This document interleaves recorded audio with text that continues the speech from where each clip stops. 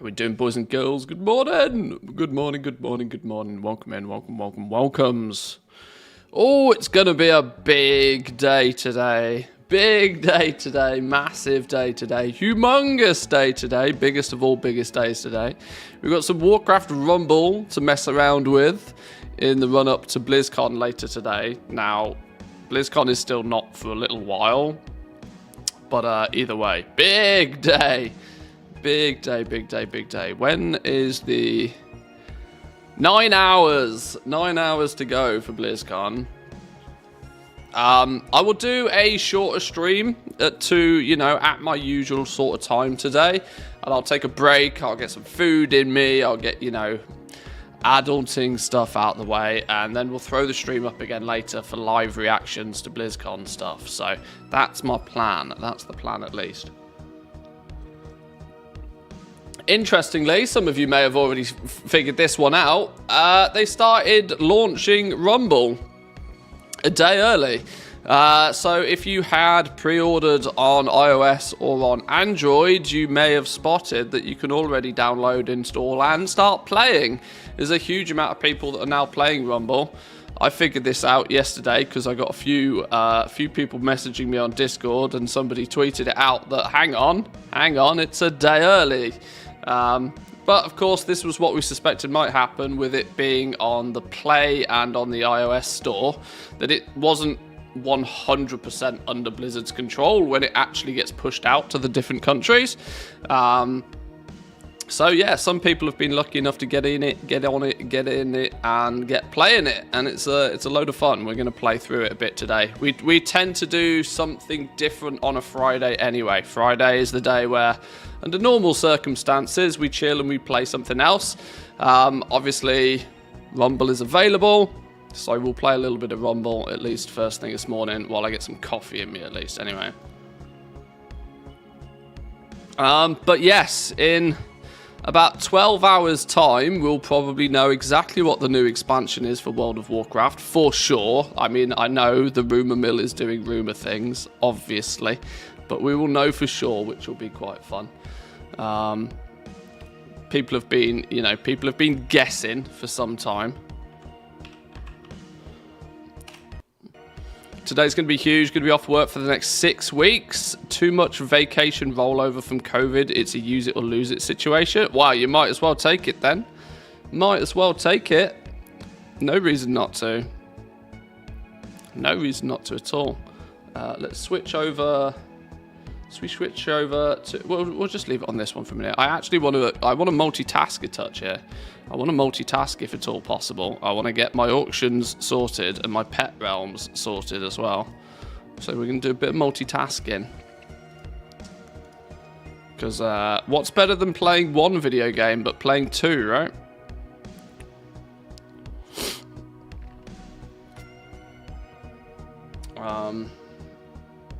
Do I put myself... Should I put myself in the World of Warcraft category or the Rumble category? I don't know. I don't think it matters.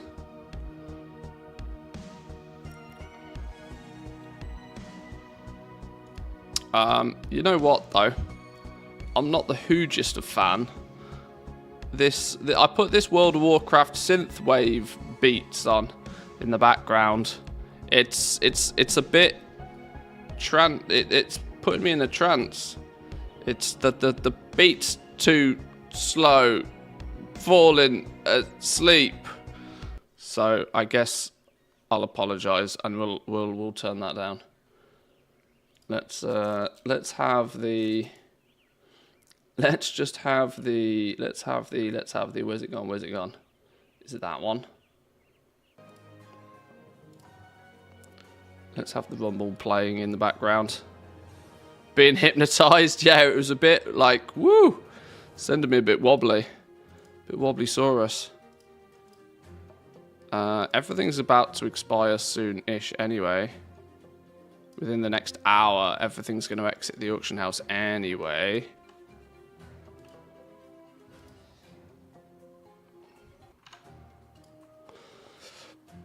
Right, so for those of you that have... today's a good day to ask questions about Rumble, because I've played this game too much already. I've been lucky. I've had access to play Rumble for quite some time, so I've got what I think is quite far through the game, or at least we've made it a sizable chunk through the game. I am probably going to try and chip away today a little bit at some more of the main heroic missions, because they're really good for gold. They're really good for experience points for your teams as well. We could probably today, we've got a few more to do with Abercrombie, level 14 mission. That shouldn't be too difficult. And we'll start our progress a bit more seriously in Stranglethorn Vale and see how we can get through this.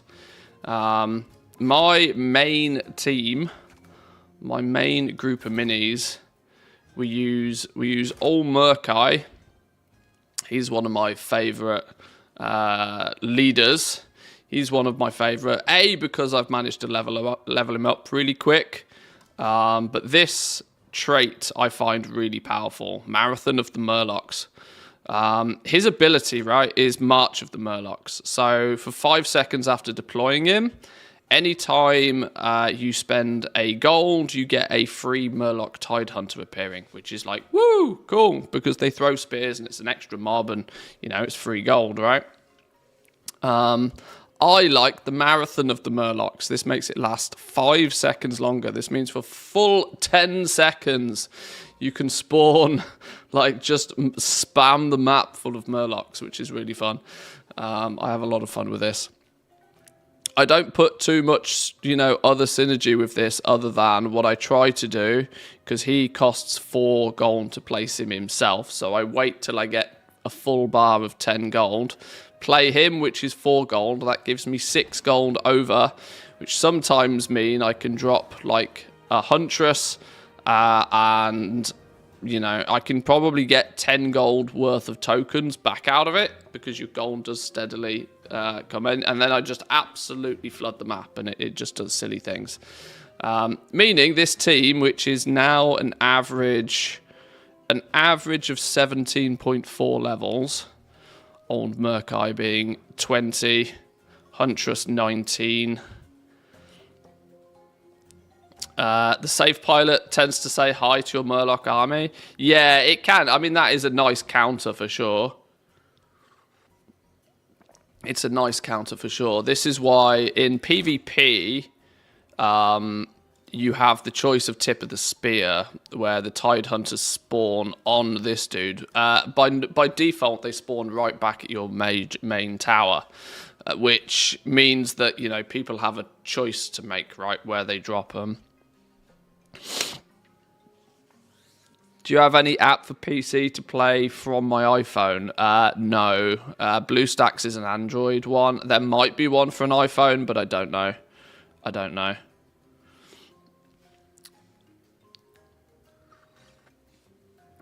What I'm not aware of is because you do connect into your battle.net though, does it make a difference? Because even on iPhone, it connects to your battle.net account. It's all synced with everything, so it's one account on everything. It's, you know, what I have playing here is the same on here. But if I had an iPhone, I would guess BlueStacks would still work, because you still sign into your battle.net. You would obviously need to have a Google Play account in the first place, but I think you get to play your account still. But don't quote me on that, because I've not tried. The third trait for this dude, which obviously it's going to be some time until I get my hands on, is Electric Eels, where the attacks stun. I came to the conclusion that I'm going to have to sacrifice one of these, because it's going to take me a long time to get anybody to epic. I need 23 more stars. 23 more stars, which at 120 gold a star, 23 times 120 is nearly 3,000 gold, 2,760 gold, would need to be spent on old Murkai to get him to epic, which, let's say, even hypothetically, you buy the gold to achieve that. Ooh, a freebie. Every little counts. Let's say you bought the gold, you would be looking at, that's 25 euros worth of gold if you were to cash cow it. But that still doesn't really matter because you can't guarantee old Murkai is always in your grid. The only time you can, well, yeah, you can't really easily cheese things, to be honest. And these daily offers are not really very valuable. Even the monetization in this does mean that you can obviously take your credit card out and you can swipe until your heart's content. But you can only sort of level up your account. You can sort of focus where you spend your gold, but you can't just say, right, I want to level this one to max, go. Which in a way is a slightly better system, but even still. Anyway, old Murkai is a beast leader, so let's see if we can do Jindo the Hexer. Let's see if we can do him. I mean, we are average 3 levels above the mission, so it shouldn't be too hard. You can't have Google Play on iPhone, I think. No. You if you were to install BlueStacks and if you were to make a Google Play account, when you download and log into Rumble, you then log into Rumble with your Battle.net account. So then your progress is synced. I guess to be the case. You don't have... I don't think you'd have like an iOS Rumble account and a Google Rumble account. You just have one Battle.net account.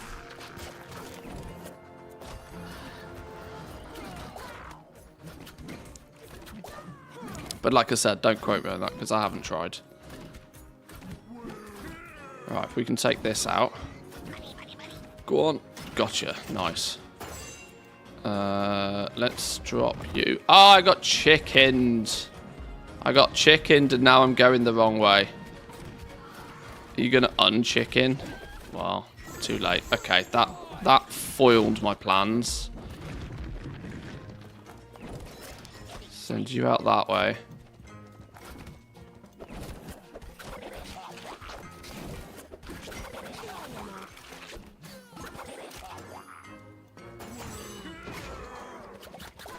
Right, these will take out most of these guys. Got chickened again.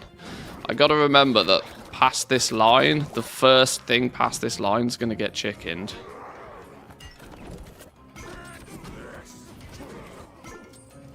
Like that.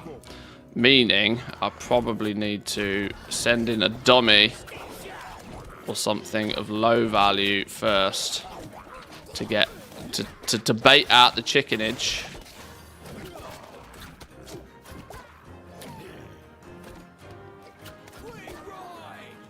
Although we are kind of slowly taking that either way.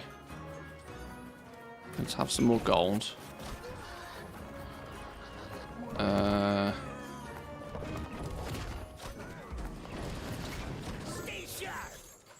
We should at least take this tower. That's fine. Okay, we got some in on the boss. Some in on the boss and we've taken 2 towers. That should make things a touch easier for us.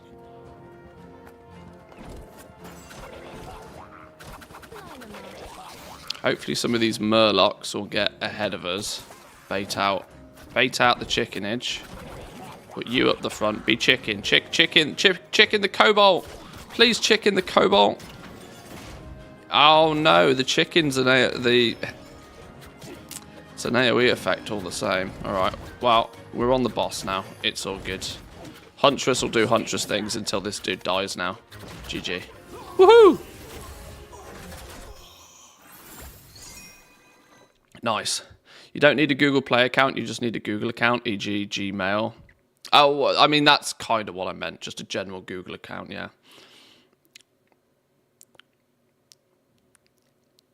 Baiting out the chickenage is my strategy for convincing family to get takeout. Yeah.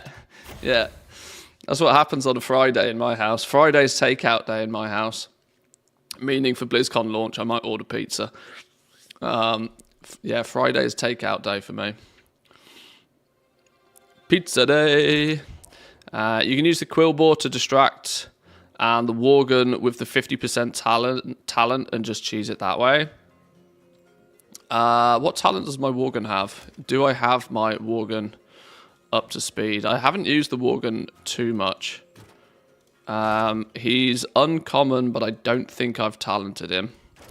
What's the 50% talent? Increase ambush damage by 50%. Okay.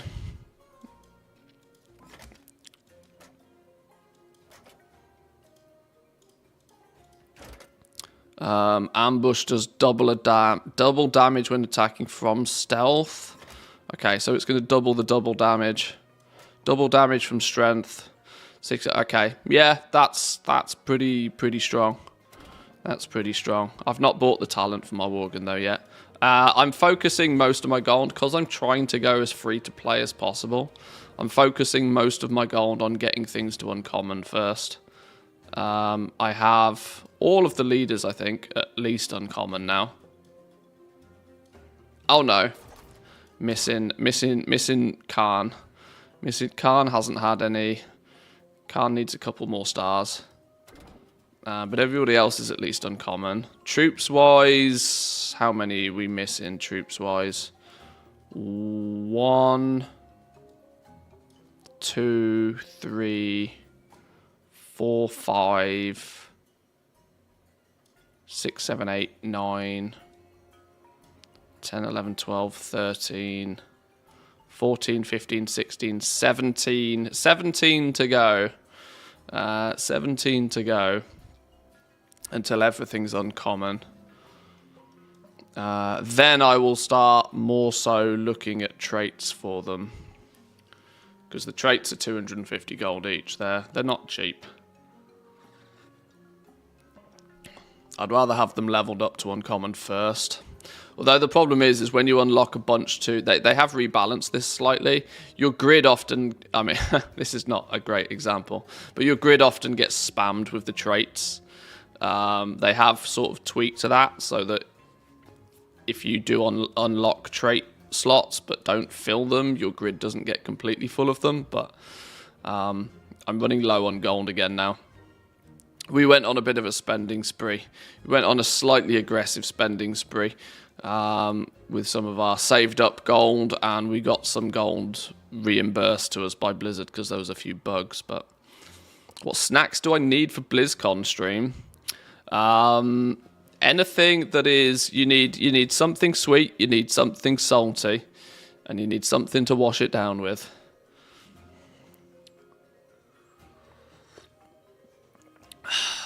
That's how I woo the wife anyway. Oh, it's too early for those jokes. Too early for those jokes.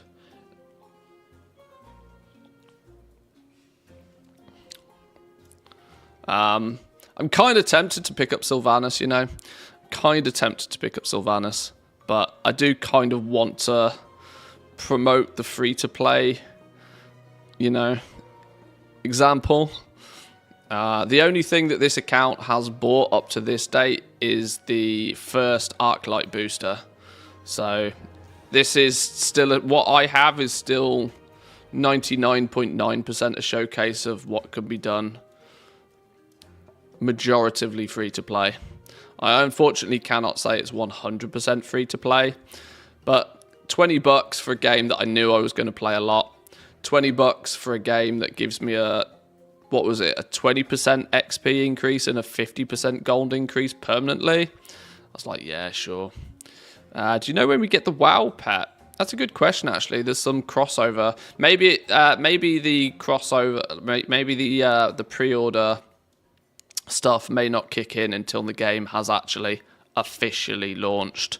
A few people have got access to it a touch earlier. A few people like myself who live in certain lucky places have had it for a month or two now. I actually, even before, I know I live in Finland, and so I've had like normal access to it for a while. But I actually first played Rumble December last year, I think, was the first time I got to play Rumble. I had a little bit of a play in one of the early betas, which was cool. It was totally different to what it's ended up being now, though. Totally different. All right, let's open this tome, see what we get. Points for Sneed, or points for the Prowler. Prowler's quite cool, you know. He's actually he's growing on me. He's growing on me, the Prowler. But Sneed is a leader, and I tend to think that putting points in the leaders is the smartest move, because they're sort of, what's the word? They drive how you build your decks in most cases. Quillboar's really cool. I play with the Quillboar a lot. And neither of these see much play from me, but you get an upgrade which helps towards our collection level, so you can have the points this time. Will we get a thoughts on BlizzCon video before the patch drops? Oh, absolutely. I kind of want to do a BlizzCon prediction video. I might use the stream today to draft some notes for that, things I would like to see from BlizzCon, and then obviously, yes, we will have live reactions, we will have post-announcement thoughts, there'll be the whole bunch, of course. Yes. Heard from S-Fan stream that there will be some PvP Rumble at BlizzCon. Any idea what builds would be good for rank 1? I don't know how they would do it, but yeah, the PvP is interesting. As you level up in PvP, all your minis are capped for a while, meaning that your build doesn't really make a vast amount of difference at that point. It's only when you get like deeper into it does your build really make a huge difference. It honestly though, for rank 1, it basically depends on which leader you pick, because the problem you're going to have really early on with the PvP is you don't have all the leaders and you don't have all the minis. Depending on what leader you choose, my only advice is don't pick Jaina. If you get prompted with the option for Jaina, don't pick Jaina, because she's weak early on. She becomes stronger once you level her up and she gets some more talents, but early on, Jaina's quite weak. You want a more tanky leader if you can get your hands on them to begin with. Baron Rivendare is really good to begin with. Tanky, also the fact that he summons like extra mobs from the towers just generally makes him more annoying to deal with, because there's just more minions on the map for the opponent to deal with. Baron's pretty good early on, and you can often get him quite quickly. Tyrion is another good one. Where's Tyrion? Tyrion's not a bad one. Once again, kind of tanky. He's got that little bit of a heal that can come in clutch occasionally. Rivendare's faster as well. Yeah, that's also a thing, right? Like the speed, right? The time between you placing the mini down and them going and actually doing damage can often overwhelm the opponents. Why is the wife calling? Hang on. Please hold, boys and girls. 2 seconds.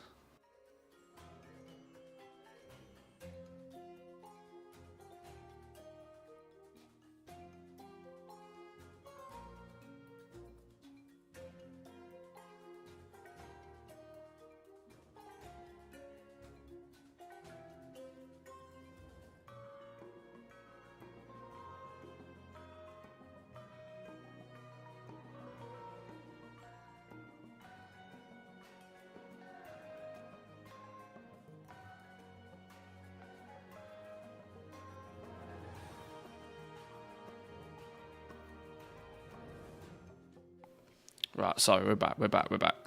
I sense some paint stream segments in our future. Quite possibly, we do love a bit of paint demonstrations, yeah, for sure. Yeah, so like, there's a couple of leaders that I tend to quite like. Like I said, personally, I'm a big fan of Old Murkai. I think he's just very cool, very clever.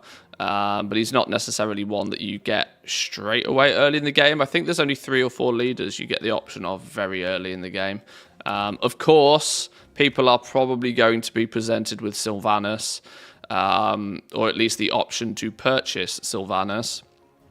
You can alternatively get Sylvanas either by being a god in PvP and reaching the rank of 10,000,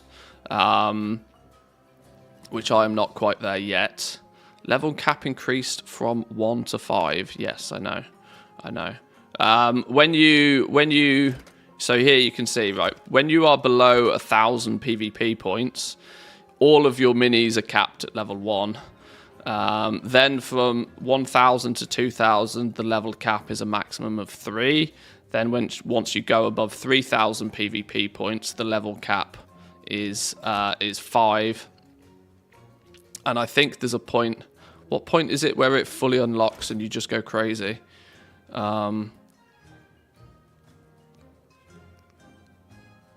The combined honor from your 3 highest leaders defines what your rank is. Yeah. The map, the tower, the modifiers change every fortnight. Mini levels will be divided by 3 and rounded up. Capped until your leader reaches 3,000. Oh, so yeah. So once you go above 3,000, you are no longer having it capped. So this is where having higher level minis becomes important. The max level mini for PvP will be... would it be... like 50... What would it be? I'm trying to... Well, the max mini level is 30 to begin with. 30 divided by 3. 30 divided by 3 is 10. But are you still acquiring bonus levels from the rarity at that point? So ultimately it makes it 15, right? I would guess. I can't remember. Either way, when you get higher into the PvP ranking, you are going to start coming across whales and credit card Andes. But the early days of PvP, you know, use whatever you've got, really, honestly.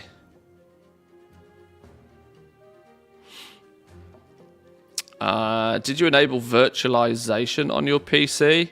I have no idea what that means, so the answer is probably not, no. I'm lucky, though, I do have a relatively powerful PC, so I can run all of this at the same time. It's not a problem for me.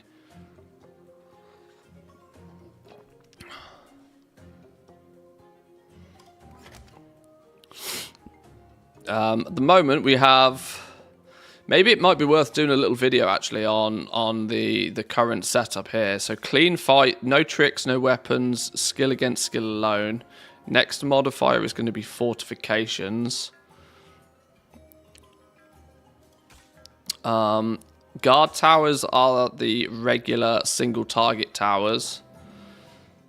Dragon towers kick in next. Dragon towers are the flame turret ones. So this is where you want to pay attention to the towers so that you, for example, a single target tower like this means you probably want to swarm it with 5 or 6 things. You know, any minis that spawn multiple minis might have more chance of actually getting to the guard towers. If you just send like single high DPS minis in, the guard tower is going to pick them off. And you might not get to the guard tower as much. So things like chickens and your murlocs and stuff work well against guard towers because you just swarm and it takes them a while to ping off everything that's trying to attack them. And then the map is Alterac Valley. I can't remember what this is. Should we just do a PvP game and see what's what? So you can see here. Okay.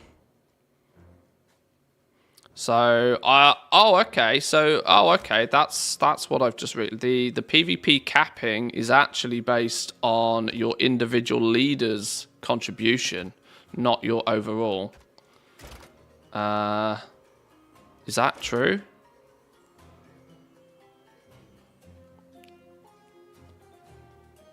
Oh, okay. Yeah, okay. It doesn't clarify that very well. So because Old Murkai is still below 3,000, I still have a level cap of a maximum of 5.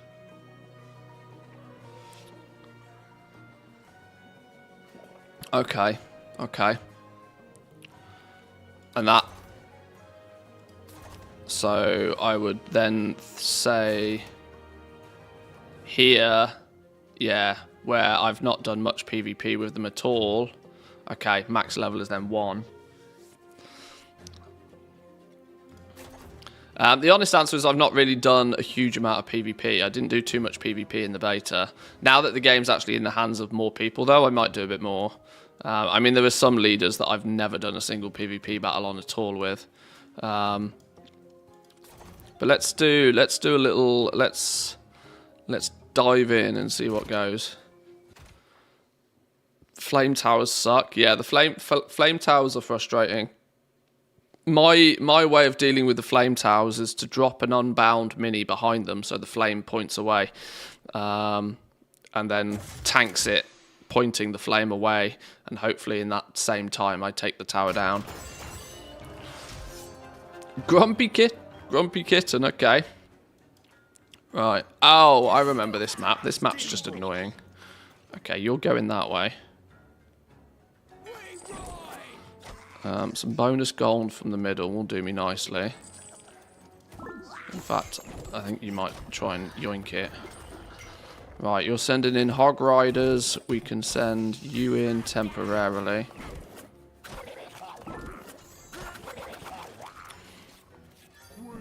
I haven't, unfortunately, got access to the mini that I wanted here, really, but Sneed is a pain in the ass.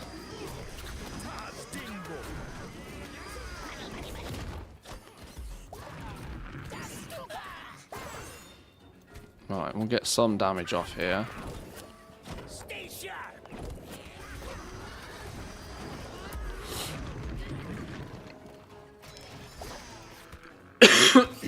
Do I want to try and take their tower? I probably do. Probably want to pool a few points. Dealing with this is a bit of a frustration. He's using Sneed, so he's also likely to end up getting way more gold than I am, which is not terribly problematic.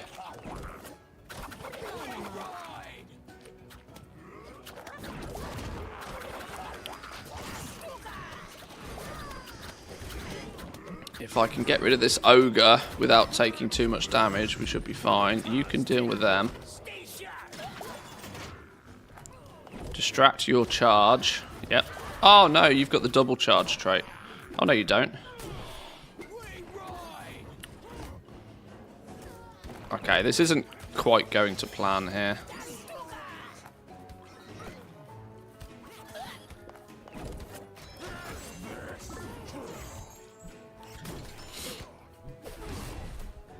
Yeah, I might have lost this. Boo! Defeat.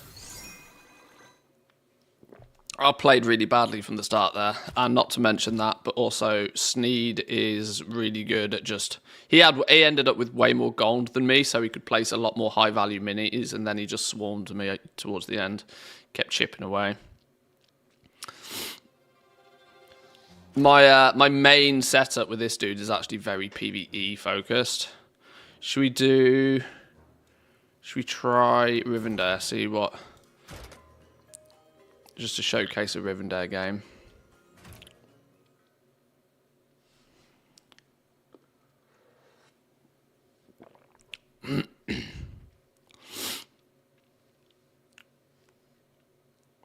I really need to post these auctions. I said I'd wombo combo today. I'll tell you what, actually, if we're on this... If we're doing rumbles, we should be using this one, shouldn't we, really?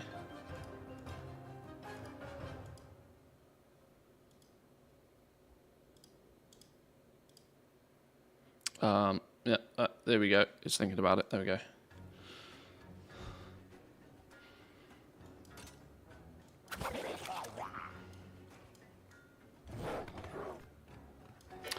A wolf.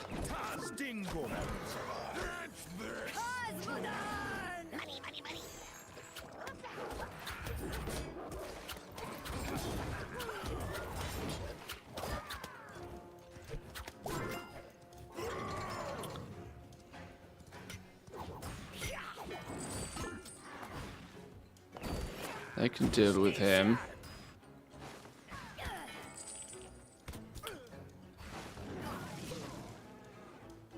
Okay. Dragon Doodah.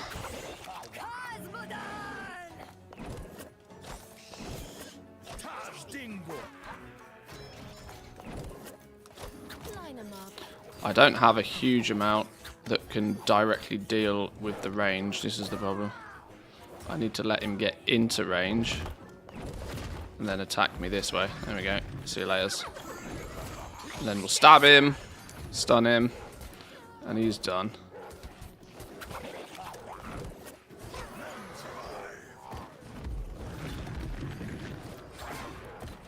I really want to take his tower. Let's start building something this way to take his tower.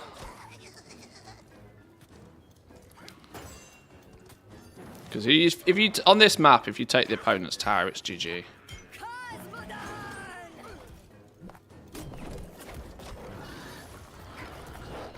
I need to get the Huntress in there. Huntress, go! Huntress, go! There we go.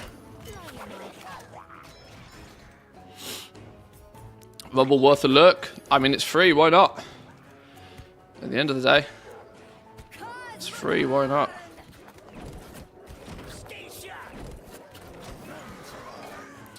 Yeah, not having anything dealing with him in the air is causing me problems.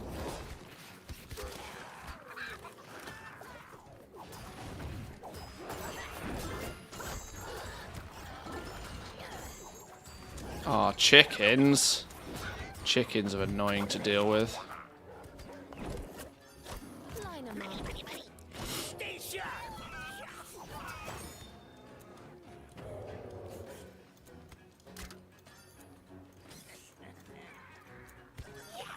Oh, I let those Murlocs get through. That was terrible.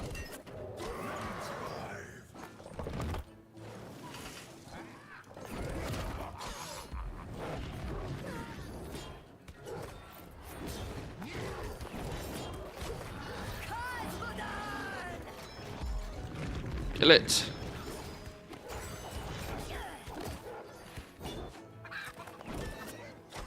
Protect the middle with some stabby boys. Gotta dispose of said chickens.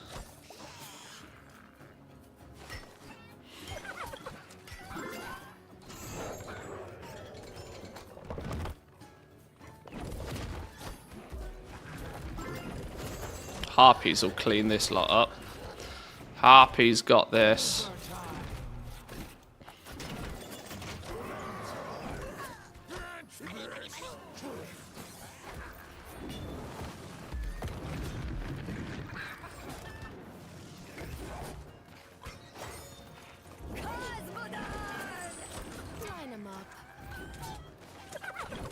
One more push. One more push.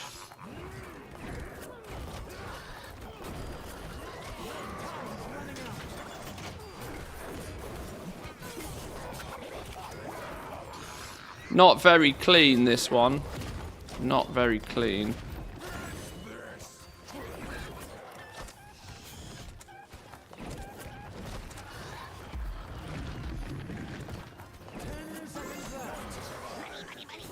There we go. We get the win just.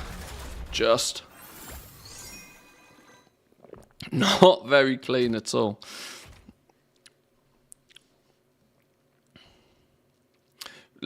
Climbing the PvP ladder, I think, could be quite fun, though.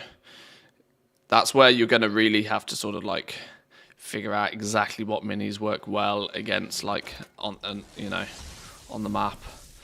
There's, from playing Clash, what was it called? Clash Royale.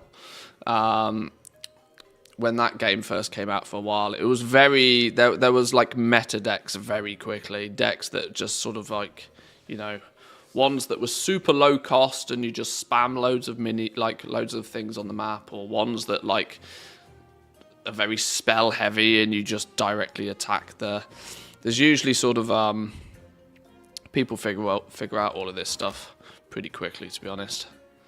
Right, let's get some of these auctions listed real fast though before we get going. I'm trying to multitask. Multitasking is never my forte, but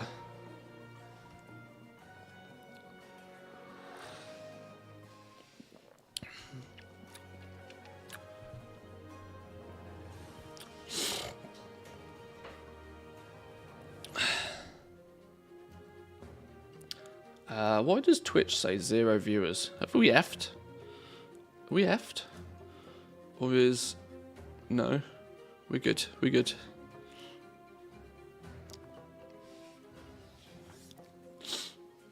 Oh, there we go.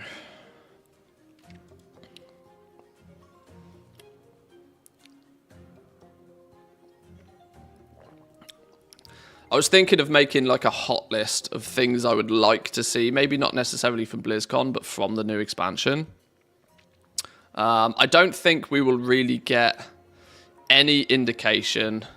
You know, we will get likely get like a trailer for the new expansion. I doubt we are really going to get much of a deep dive into exactly what's coming in the new expansion. Not to the level of detail that we would like. I think it'd be really cool if not only announcing the new expansion, but they also announce like when an alpha is going to be or something. I think that would be very helpful. Did I catch a cold? This is a combination of I have not long been back in the house from taking the dogs out and it is cold, yes. 2, getting some coffee in me.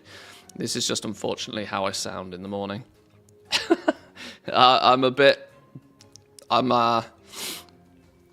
This is how we sound in the morning.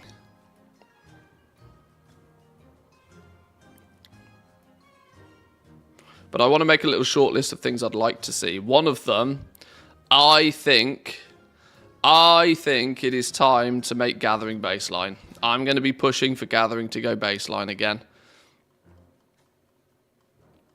Especially looking at what's happened with the material prices in Dragonflight, the justification of making gathering professions dedicated, like for you to have to choose two, like the justification's not there anymore. Now, I would also like to point out that there is some other reasons to why most of the materials are significantly cheaper than people think they should be. It's not just that gathering is bad. It's more that gathering is fine, but there's no way for the surplus basic materials to get used up in vast quantities, and so they just stack up and pile up and pile up and pile up, and that's half the problem. There needs to be somewhere else in the ecosystem, there needs to be some good, solid, continuous use for the base materials so they don't pile up and become basically free. Yeah, the lack of vendor shuffling. Now, I know why Blizzard is not a fan of vendor shuffling historically, because it's zero effort gameplay. And it just causes Blizzard another problem. That other problem is that they then have to figure out how to get all of that new gold out of the game. So their easy solution to that was, well, we'll just nuke vendor shuffles so they don't exist.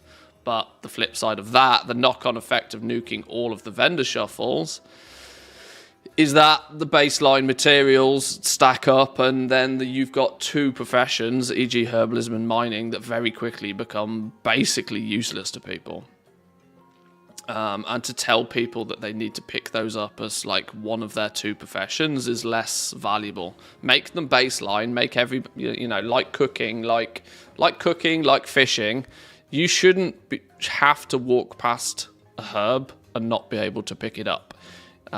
You shouldn't have to fly past a piece of ore and not mine it. Everybody should have access to go out there and get the best materials. I still think there maybe should be some value if you do choose to take it as like a main profession, but I think everybody at baseline should have some ability to pick up the basic materials, because ultimately, why not? So that's maybe one on my list. That's one on my list, I think. Gathering baseline. I was a bit of an advocate for gathering baseline going into Dragonflight. I mean, if I was to really if I was to be a real good boy and ask Santa for the best present, it would be to lift the limitation on only having two professions. having having the 2 primary profession limit doesn't really make sense in 2023 either in retail. It made sense when vanilla came out back in the day. It made sense back then because you were semi-hard capped on the amount of characters you could physically have. So the choice of your professions was that. It was actually a choice. But nowadays, when you can level another alt to level 70 in like an afternoon,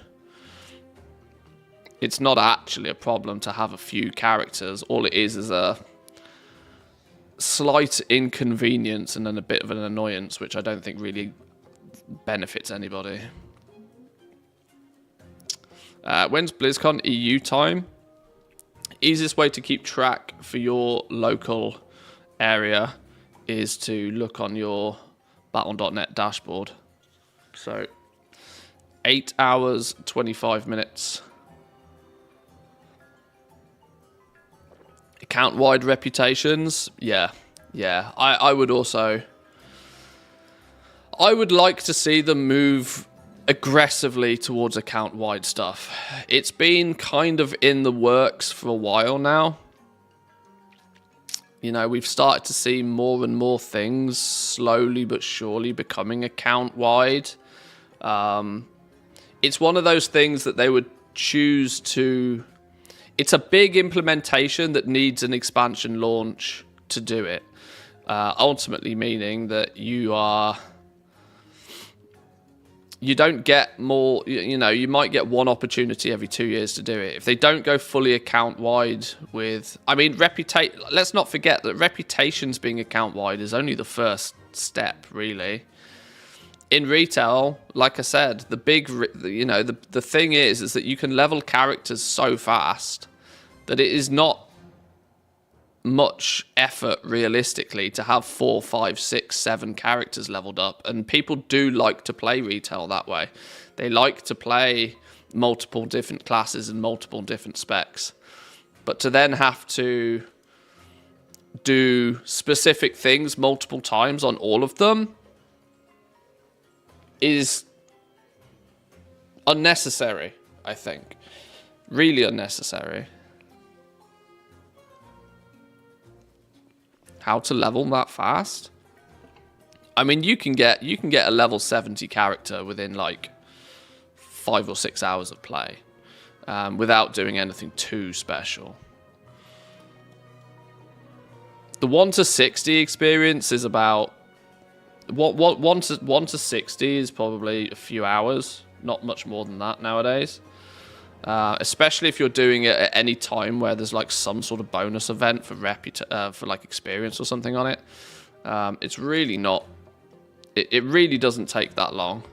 You could sit down on a Friday and decide you want to level a new character, and by Sunday afternoon, that character could very easily be like 447 mythic geared. It's really not that hard.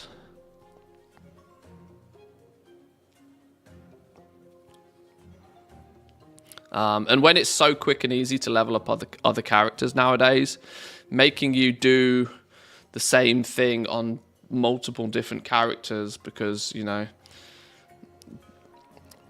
because half the stuff isn't account wide. The whole concept of soulbound needs rethinking, right? I genuinely think this because, like I said, they've started to do some of it.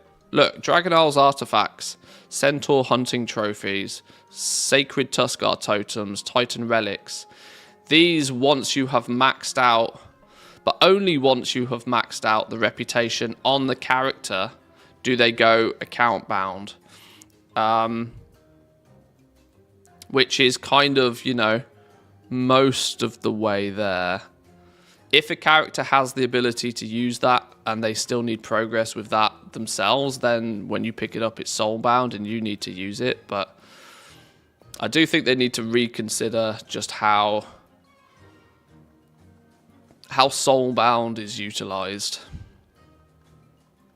I've always thought that something being soulbound should be very, very sparsely used. And one of my frustrations in Dragonflight was they went the other way with it. They made almost everything. Seemingly, it felt like nearly everything they wanted to make soulbound in Dragonflight. Now, obviously, I look at this from the crafting perspective, where it's just ridiculous. I did some maths before Dragonflight went live, and about 40% of all crafted items in Dragonflight are soulbound when you make them. Now, obviously, that is inclusive of a lot of gear, but it's still a bit shocking that such a high percentage of everything that you make with crafting is soulbound.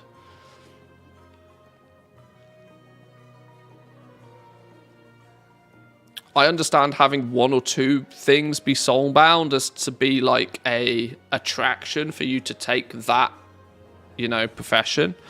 That's kind of how they used to do it. If you were a cloth wearer, your incentive to take tailoring was that the best piece of tailoring gear you could make was soulbound. And so if you wanted that piece of gear, you needed to take tailoring and level it up and make that thing yourself. They implement a system to allow you to share your crafts with others, yet then they still artificially lock it all down and make everything soulbound so that you have to use their new system to do that trade.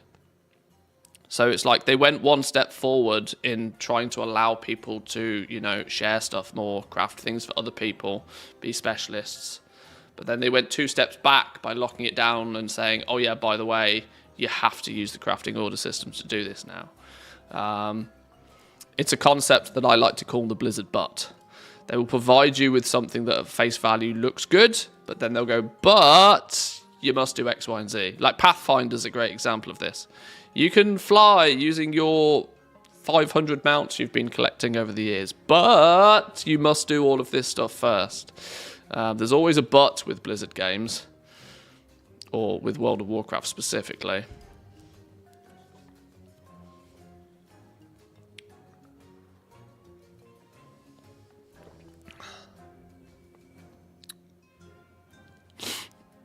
Small improvement could to improve the reputation vendor gear so it scales with each patch, so you could get a new character geared up to speed without running a lot of dailies or the standard dungeons, etc.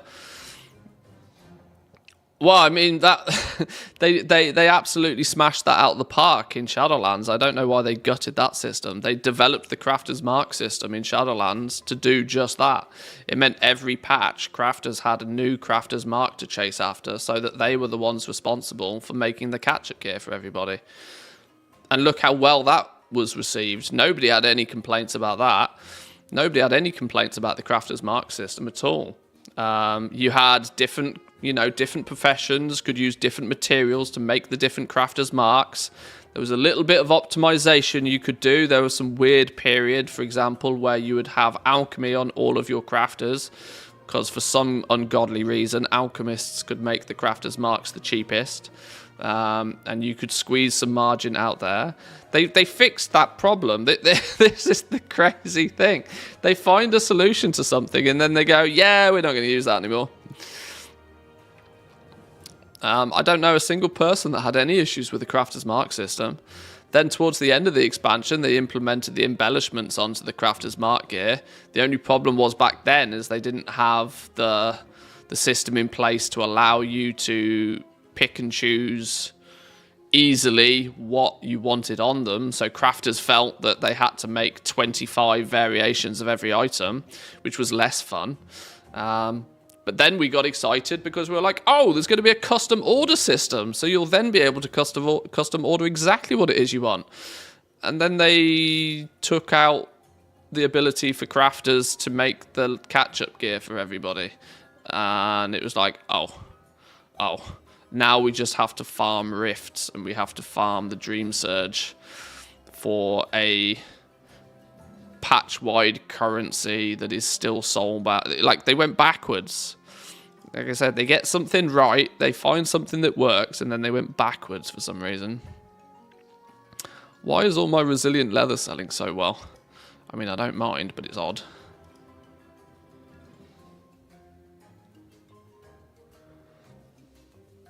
It was too many combinations if you wanted to sell them all. Yeah, so the way that my ideal way that the system should have worked is that you get the Crafter's Mark system from Shadowlands was in my opinion a very good way of dealing with catch-up gear, right? Leave it in the hands of crafters, because crafters will happily do it. It was never that expensive. You were never paying more than a couple of thousand gold a piece if you wanted the catch-up gear. So it wasn't really a massive outlay from a gold perspective. The materials that went into making them were reasonable. Now, of course, if you know, there were some outliers to that. There always are. But, like, generally speaking, it wasn't too expensive. They even, towards the end of the expansion, went with 2 tiers of it. You could have one even higher piece of gear, but you could only equip one of them. Now, that gave you the selection choice and stuff. If they'd made it so that crafters could just make the base versions, and then you could use the recrafting system to put your embellishment on it, perfect. Job done. The solution is there. But I don't know. This has always been the thing for me with Blizzard. They always want to do things not necessarily what is conceived as the right way, but they want to do it their way. Which is frustrating sometimes. Vastly frustrating. That there is sometimes a clear and obvious answer to a problem, and they won't fix the problem. They'll provide a solution that mostly fixes the problem, but they'll make you work for that fix somehow. Which is odd.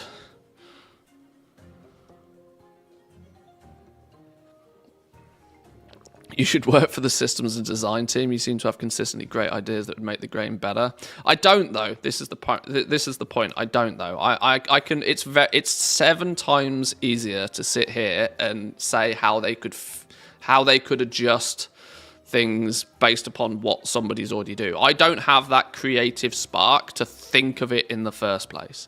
That's what Blizzard really needs. They need that person who can just kind of come up with, and I think they even hired somebody to do that, right? I think there was a reward, what was the title? Oh, professions and rewards, something or other. Game developer for professions and rewards. And they turned up and they came up. They clearly had a lot of input into the new crafting revamp and this sort of stuff. But unfortunately, I have a strong suspicion that that same individual now is no longer in charge of what they once were. Unless they were considered so good at what they did, they were shifted over to solely work on the new expansion to build on it even further, and we are in for an absolute treat in 11.0. Let's put our positive thinking hats on here. That's also an option. Right, this lot's going to expire soon. We'll let that expire. Whilst we let that expire, let's get a game of Rumble on the go. Let's do a Rumbler in the jungle. I smell some hopium. Yeah, I know. There is definitely some hopium there. There's no denying. But let's put it on the Stonehoof Tauren. Sounds like you're saying they should hire somebody with common sense. There's a little bit of that. A little bit of that in there. There's a touch of that there.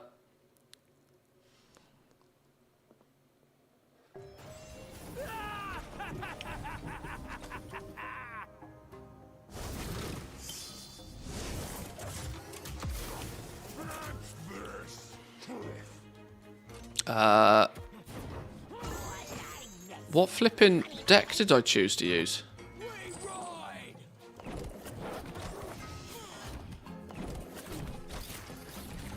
Oh, I'm using a Sneed deck. That I hadn't planned for.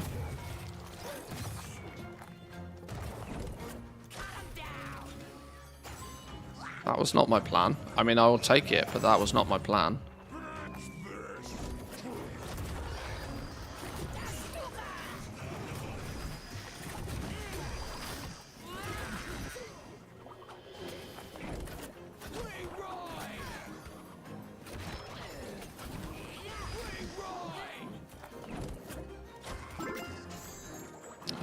They got cooked. We need to go claim this.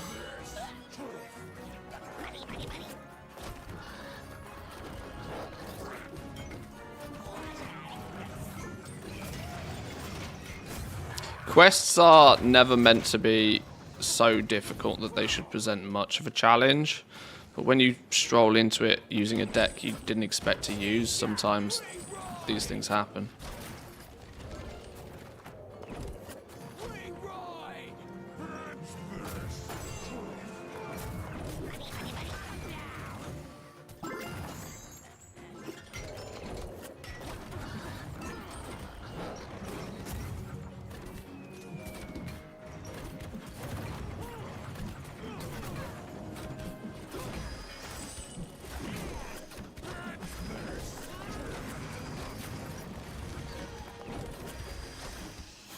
I mean, at level 21, he should carve through this.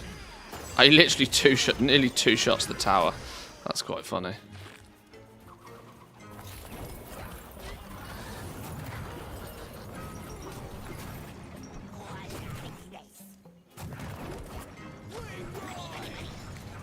No, don't boom. Oh, did we save it? Okay, well, he's dead anyway. GG.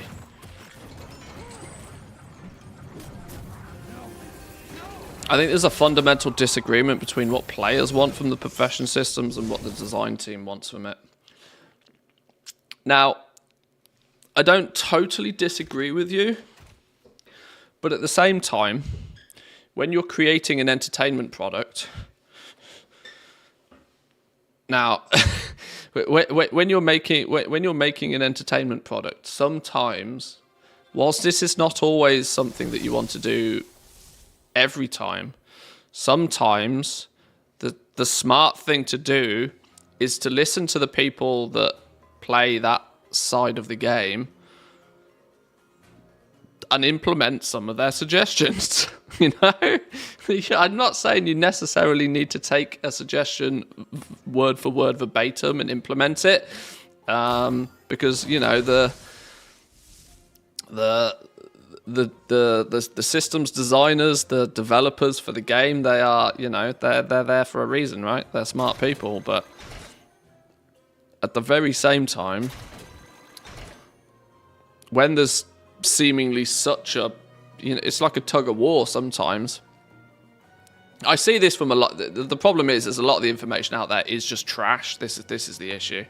So frequently do I see people suggesting changes to the profession system, and I read it and I go, okay, you're only saying that this thing needs changing because you can't make gold with it. If you were making gold with it, you'd probably praise it as a fantastic system. This is something that you have to kind of bear in mind quite heavily when talking about the professions and stuff.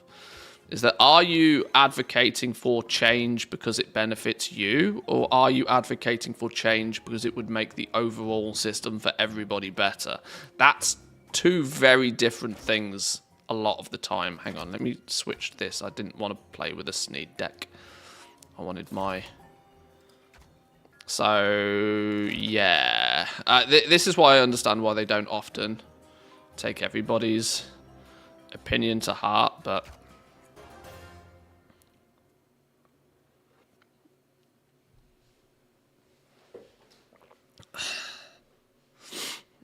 Have I stockpiled enchanting mats for 10-2? I have not stockpiled anything for 10-2. I'm not stockpiling a damn thing for 10-2, mostly because I know the way that I'm going to make a bit of gold at the beginning of 10.2 doesn't require me to, as I'm going to be targeting some of the newer stuff, which doesn't strictly require me to worry too much about stockpiling current stuff. Plus, I don't particularly feel like getting burnt again, because the time to sell your stockpile is now.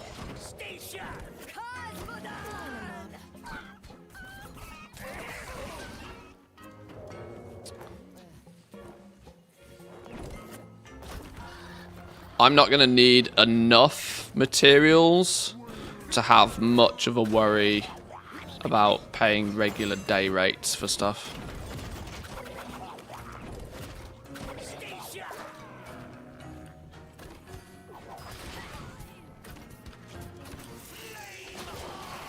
If that makes sense. Oh no, I've sent this dude into his death.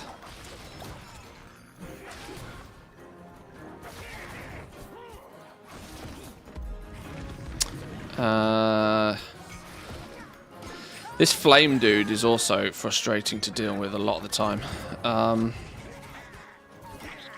Because his flame distance goes flipping miles. Ah, I did that all wrong. I did that so wrong. I did that completely the wrong way around. I'm a fool. Okay, we'll do this instead. Murlocs will deal with this dude.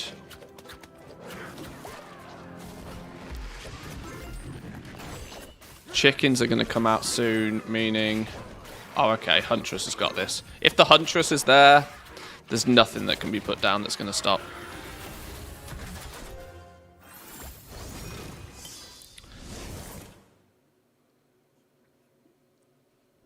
They say things like they want more player-to-player engagement. Thing is I don't want that. Well, yeah, this is it. They seem to... They went... The problem is they're... What they say, you got to remember, everything has gone through PR. Absolutely everything has gone through some sort of level of public relations before we ever hear it. They'll say things like they want more player-to-player engagement, but the fundamental of that is that you're from the economy perspective, that's not actually great, right? Because pushing people to engage with each other via crafting isn't natural, and it's not necessary, and it's not beneficial, because the time where you should be putting players together is when they have a common goal that they want to counter, right? You join us a group and you go do a dungeon. You join us a raid and you go kill a raid boss. You join us a team and you go do PvP against another team.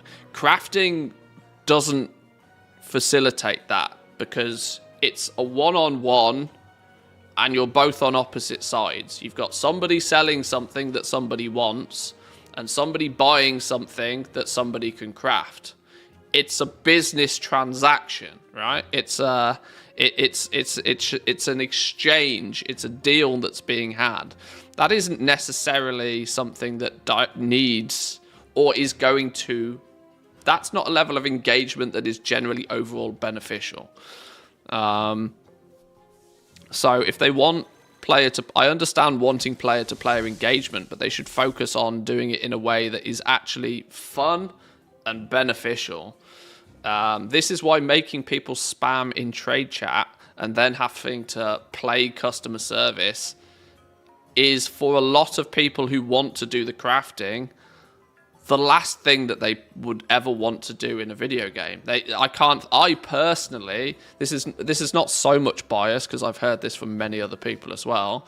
I cannot think of anything worse to do in the game than stand in a capital city and try and explain to people what it is they need to do for me to be able to make them a piece of gear.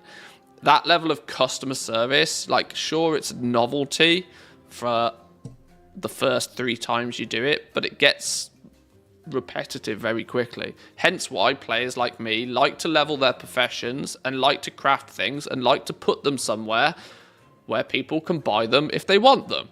And I'll be competitive against my other crafters. I don't mind doing that bit. So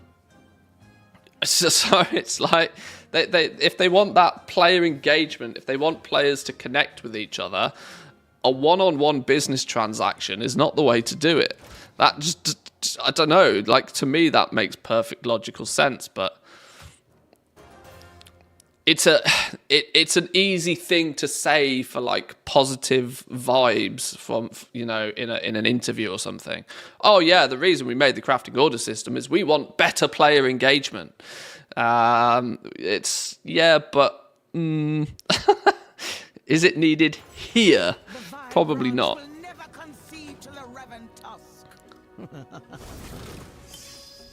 That's my perspective on it anyway. Should we just go... Let's just go Crazy Town into...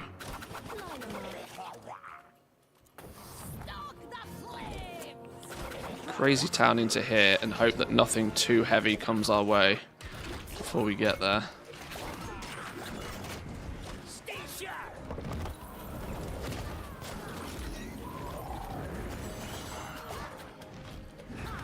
If we can get Huntress there, we're fine. Do I need to defend anything back here? Not really. Okay, this is already over. This is already a win.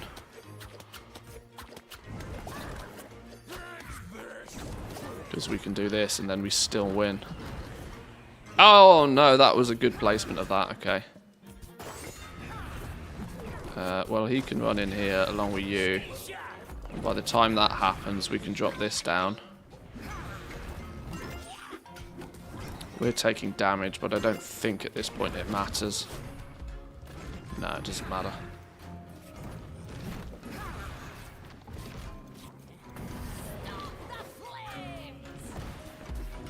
Harpy's on the boss. Boss is dead. Faceless.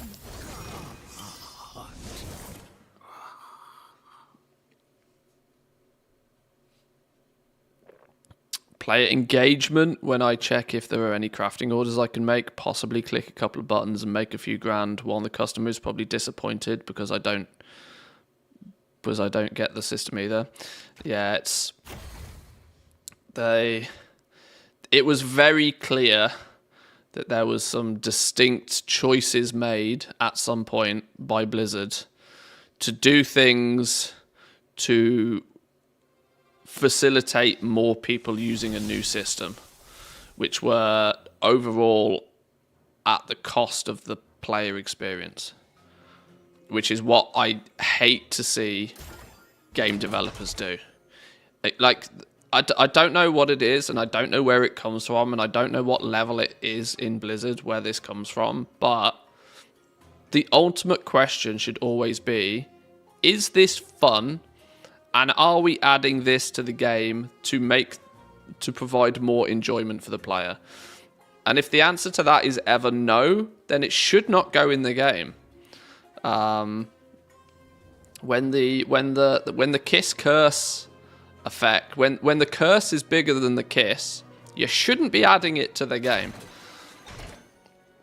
And all too often I see things slip in that are significantly more to the advantage of Blizzard than they are to the advantage of the player, which is frustrating. It is frustrating, and I know I complain about it a lot, but it gets to me. It gets me good. My Earth Elemental is incredibly close to leveling up. I've just sold a flying carpet for 108 gold. Hang on. How in the world have I just sold a flying carpet for 108 gold? Why am I even making the flying carpet? More to the point. Okay. It costs 22 gold to make that mount. Okay. I mean, that's easily one of the cheapest mounts in history then, isn't it?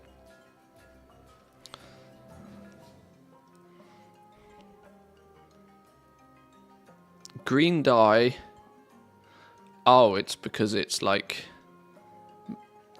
Okay, the Bolt of Imbued Frostweave is the only expensive thing. Expensive. At like 2 gold a piece. Wow.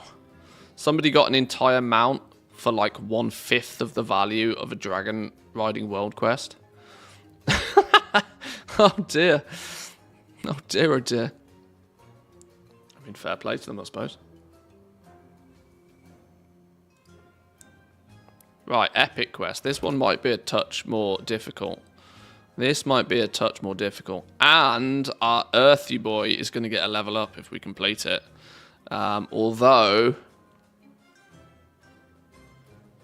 I might, because it's 330 experience, I kind of want to put it on Baron Rivendare because he's a leader. annoyingly, when I get the opportunity to level up my leaders, especially if it's an epic quest, I feel as if I should.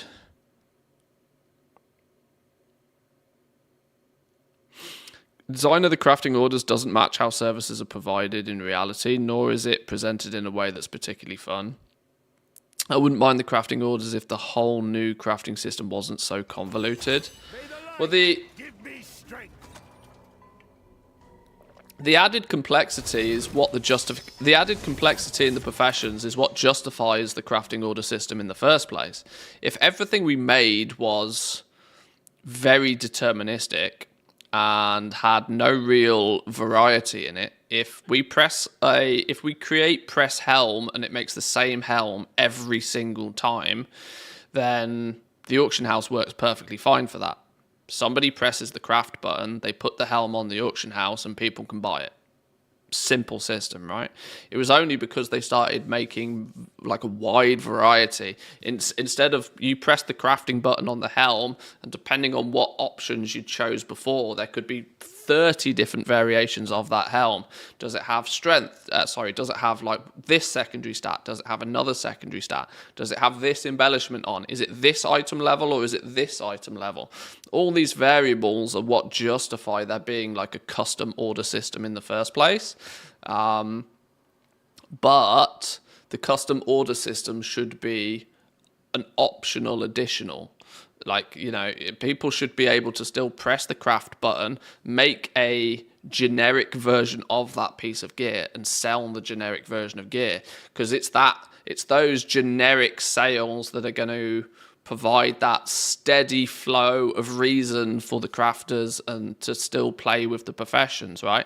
They get some steady sales by selling the base versions, and every once in a while somebody comes along and they want like a very tailored version of that and are willing to pay a little bit more to get that tailored version, and then you can offer that special service to them. It should be an either or. I vastly despise the fact there's no either or, and it's just, oh, you want this piece of gear, bang, you have to order it this way. That grates me, and I must have complained about it 1,000 times. So I apologise if I sound like a broken record, but it's something that was so easy. It's not a difficult problem to fix. That's the frustration, and it was clearly done in a way so that people had to use the crafting order system more than was necessary to justify its development time in the first place.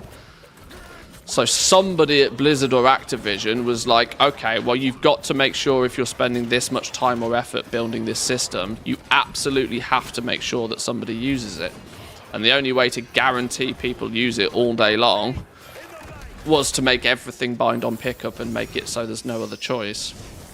I got my ass handed to me there. I need to pay a little bit more attention on this quest, apparently. Oops.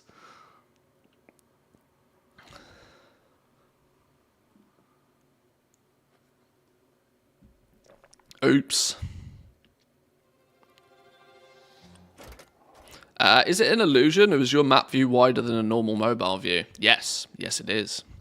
Yes, it is. I've configured my BlueStacks to stretch the game a touch more.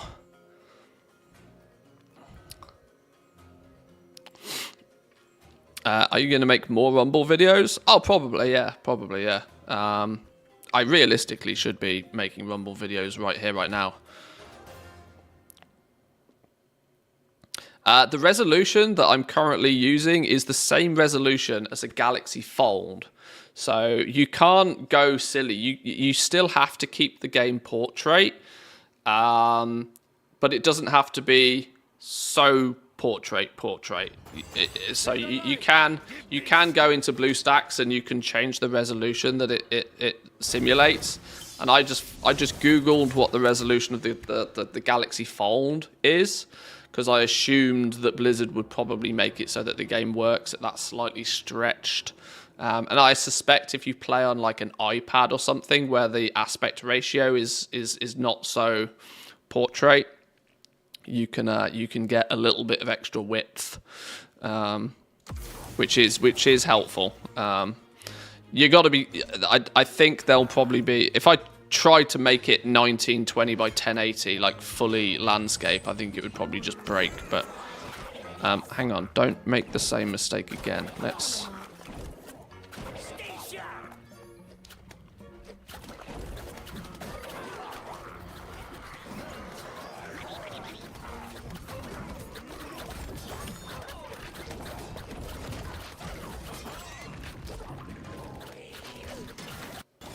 I think we're better. I think we're good. I think we approach that situation far more effectively. We might even take this second tower. If you dive in and do bits, at least go on. Take the tower and the gold. That is just icing on the cake. Take the tower. No, don't zoom. Okay, you got the gold anyway. That's fine. Right. Make sure you disappear. Let's do a silly central push here. Murlocs for days, backing us up. Drop a distraction at the back here, and he's dead. Harpy's on the boss. Boss dead. Oh yeah. Harpy's on the boss. Boss dead. Can we widen it on mobile? No, you probably don't have that level of control on your mobile. iPad looks exactly like an iPhone, just larger. Oh, maybe. On directly on mobile, you probably can't set it up the same. So, like for example, I've gone into, I've set a custom resolution for my BlueStacks. This resolution is the same as the Galaxy Fold. Which is, you know, the folding Galaxy Samsung Galaxy phone. So it gives that sort of extra width. I don't think you could go silly with it. I mean, I could try. Could we just do 1920 by 1080? I don't think it will work if we do this. The game might not even load, or it might load sideways. I hadn't actually fully tried this, but no, I'm not playing Lord's Mobile. Yeah, you see, if you pick a naturally landscape resolution, it still spins you around because the game has to be played in portrait. So custom, pick my custom. 1536 by 2152 works, which gives you that little bit of extra width.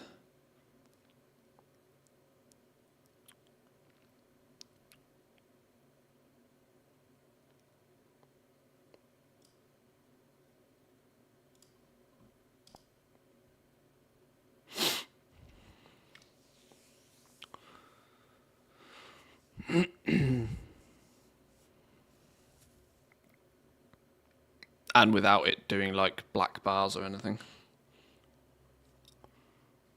Oh, we didn't pick up our experience from completing that quest, did we? We should have another tome to open, another daily tome.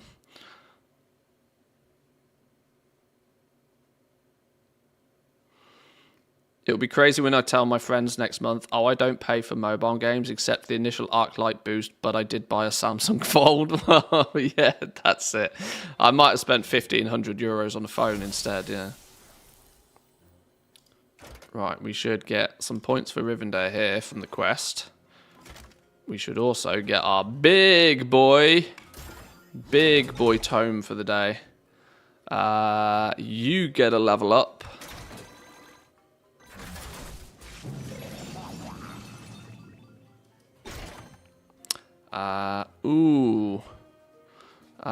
Build from the bottom, I guess. Whichever one's the lowest gets the points. Whoever's the lowest gets the points. Damn. Okay, of those three, I didn't get anybody that I particularly care about. Shame. Shame.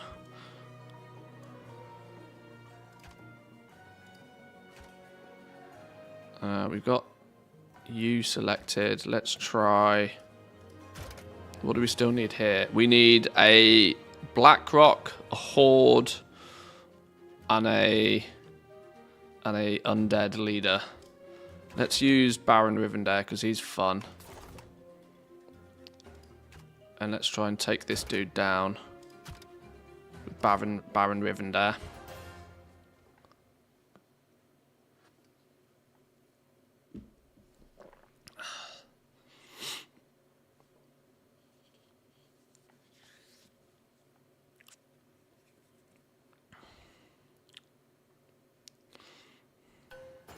Behold, my latest creation. Now, as long as we can take down the big dude that spawns, we're all good. But we do need to semi-play around that a little bit. Because he's going to turn up in a second. And we're going to need to deal with him. Otherwise, it's a bad day in the office. And we need him to not pull in Baron Rivendare. Oh dear, okay. It's a bad day in the office. That's not gone to plan at all. Because he carves and then he chomps.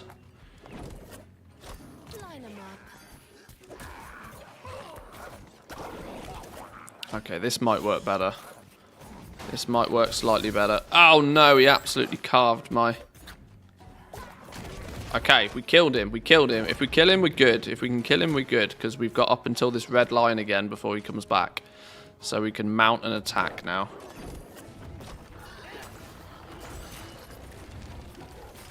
Ignore this completely. If we can keep the Huntress alive, we'll be fine.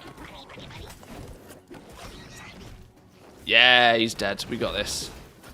We got this. Nice.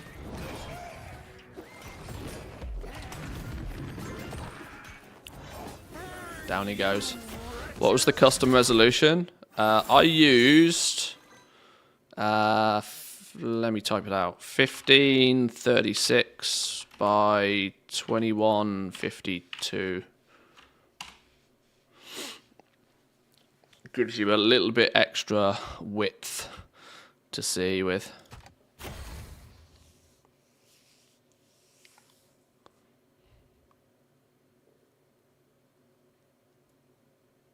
I love the old school abominations. What's the favourite WoW aesthetic from it? I mean, I'm going to be honest. I kind of, I don't, I don't think if this game was, if the game wasn't Warcraft themed, I probably wouldn't have put anywhere near as much time and effort into it. I don't think I've got one specific thing that I like most about it. I don't know. It's the cartoony aspect of it again, which is quite cool. You're a leader, so you get the points.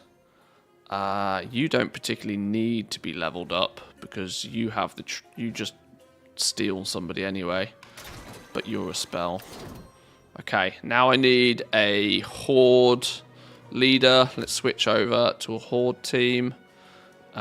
We should use Sneed for this, shouldn't we? Because he's balling.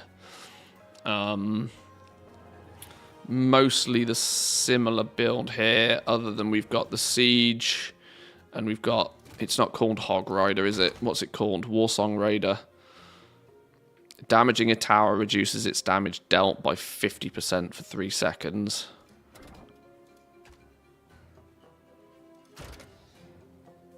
Right, let's go.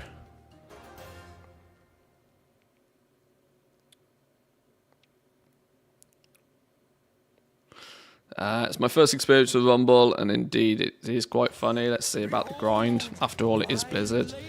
You'll hit a wall.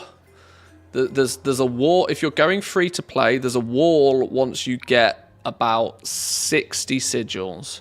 There's quite a wall that you hit where the grind really kicks in. 60 sigils means you'll have unlocked the heroic missions, but you won't have a team really capable of dealing with the heroic missions yet.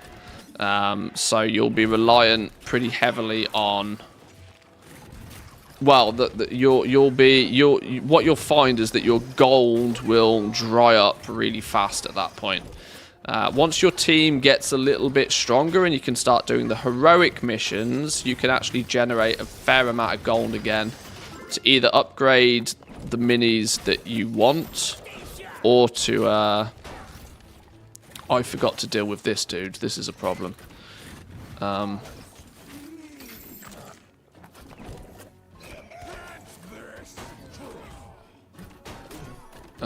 on. He's going to take my entire tower if I don't do something about this.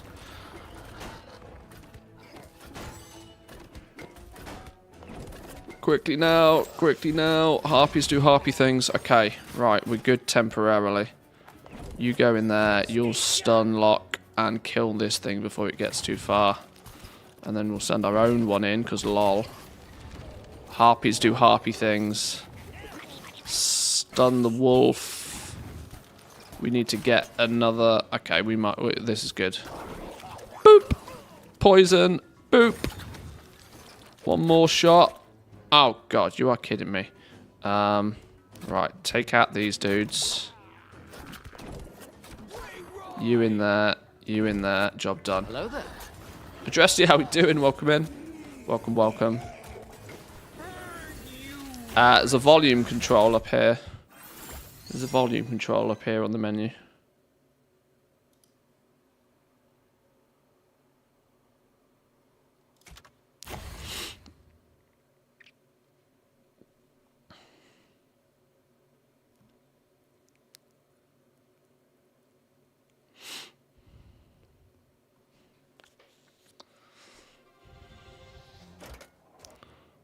Boom. I should put us in the Rumble category actually. I'm going to put me in the Rumble category over on Twitch. Mostly due to the fact that it might attract no.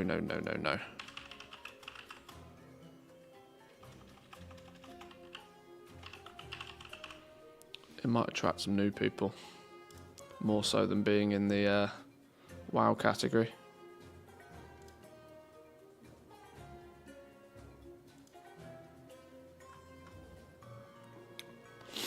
Right. Do we want... Oh, always leader if given the choice. You get a level up so you can have the points. And you're a leader so you get the points.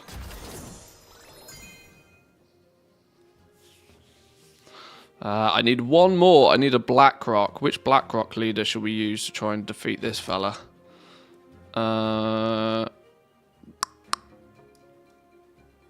There's only two Blackrock leaders. There's only two Blackrock leaders. Do we want to use Rend? Oh yeah, Rend with his living bomb. That might actually be very helpful for killing the big abomination dude. Peer pressure's too strong. I downloaded Rumble. This is not a sponsored stream, by the way. But Blizzard cough up. I'm doing all the free advertising for you. Other games like this, other games of this nature have implemented a creator code system so that if you do buy into any microtransactions, you can put your favorite creator's name in there and they get like a kickback, commission, referral fee or whatever it may be from the purchase. Blizzard hasn't done that though because they haven't figured out what the gaming market is actually about and they don't care about their creators. Sad.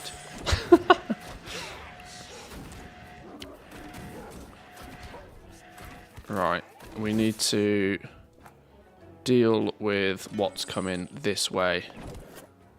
Are you going to fire across there? You're not. I want you to steal something inconsequential like that. Oh, you yoinked it. Oh, you absolute fool. You yoinked. You yoinked one harpy. Oh, you absolute idiot. Well, that works in my favour. Let's drop you down here.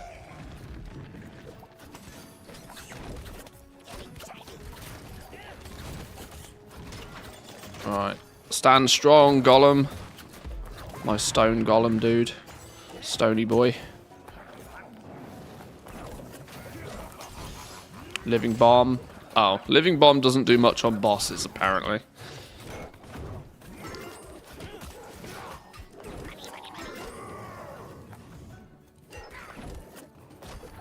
Okay. Easy mode. Easy mode. Harpy's on boss. Boss dies. Now buy a Samsung Fold as well. Yeah. Yeah. That gets a touch expensive.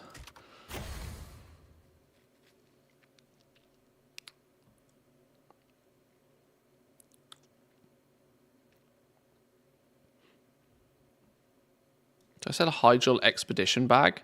Oh my god. A 36 slot herbing bag. Nice. Apparently they do still sell. Cataclysm bag.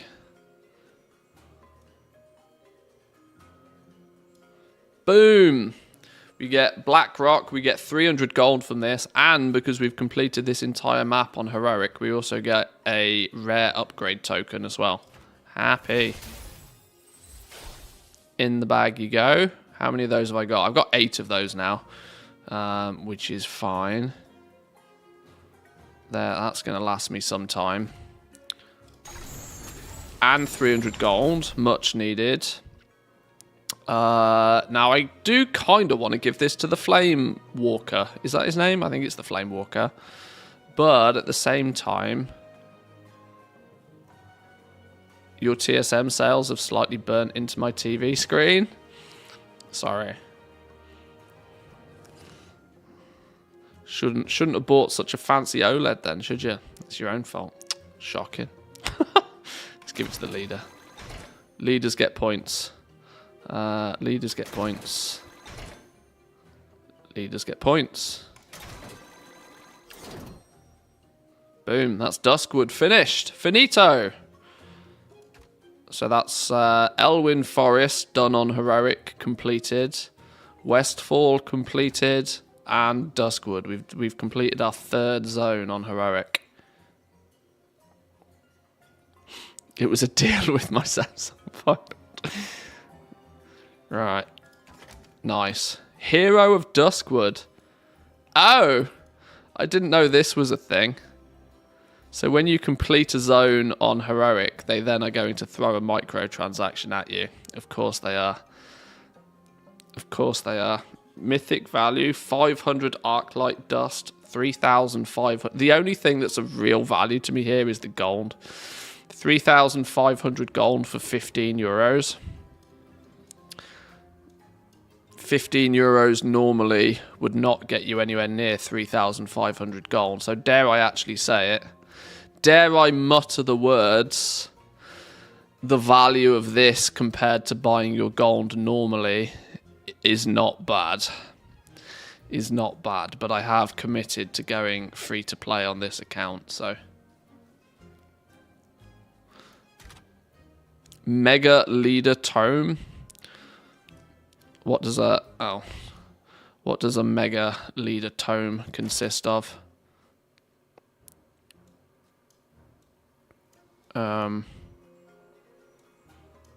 Tomes.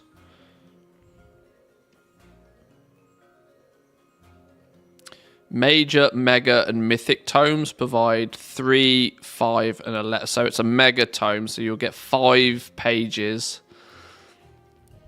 with a 5% chance to give double the XP. So yeah, that's not really worth at all, is it? 800% value. It's not 800%, but it is the gold alone makes this more valuable. If you were to buy the same amount of gold any day of the week, you would spend substantially. That's like 30 euros worth of gold, plus you're getting the Arclight energy, the rare upgrade calls, and some experience for some of your leaders. But like I said, I'm going free to play on this account, so. An upgrade tome usually is 250 gold. You get 3 of those, so that's the equivalent of another 750 gold. Not that I'm trying to justify it in any way, shape or form, but simply on the basis to explain what the value proposition really is. Yeah, no Battle.net gold, unfortunately, no. I mean, if I could use Battle.net balance, I'd buy it in a heartbeat, because, you know, Warcraft millionaire and all. But, like, no, unfortunately not. No Battle.net balance. You have to, cash monies only. Cash monies only. Right. We have sort of started to chip away at Stranglethorn. 4 of the 5 dudes are only level 14, and so we shouldn't have too much problem with these.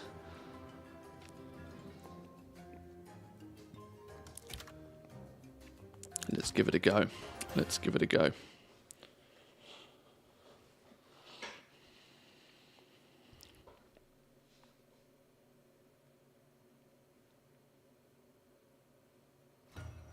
Welcome to the show, friends.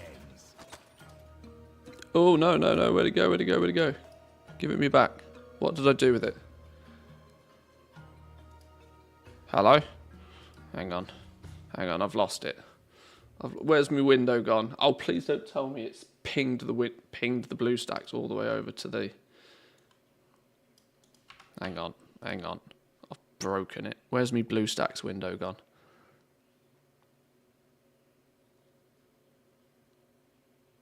Oh, I've actually lost it. I've genuinely lost the window. Hello? Where's it gone? It's not on any of my screens. No, not you. I've genuinely lost it. Where'd you go?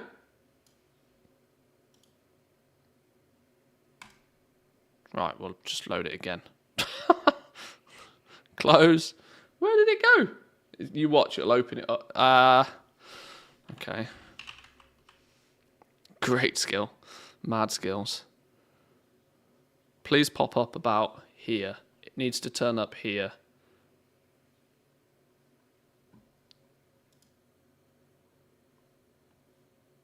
Did you accidentally fold it? Yeah, apparently. No, not you. Where's the app player gone? Oh, she's over here. Found you. She ran away.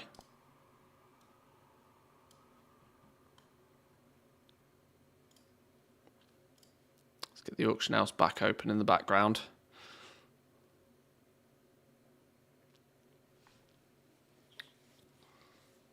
Now I need to set my desktop back up again. There we go.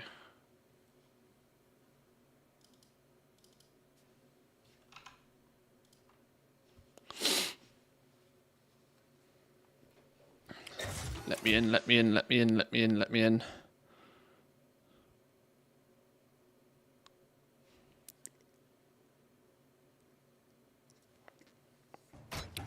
Ta-da! Hey, it took me right back to exactly where we were as well. That's handy. Right. Oh, we've got to be careful of chickenage here. We've got to counter the chickenage.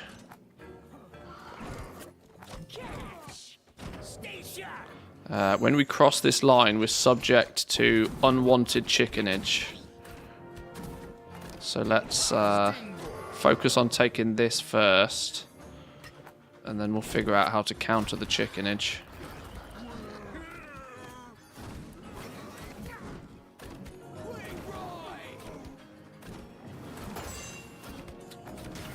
I need you to counter these two. Yeah, so you got chickened. I forgot. I put a lot of effort into trying to remember about the chickens, and then I forgot. Right, let's send in something that we don't care about. Like over here.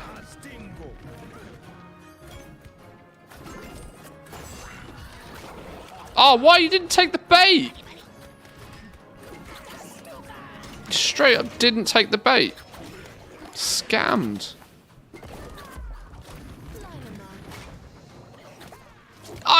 We just straight up focused mob. Ah. Alright then. Fine.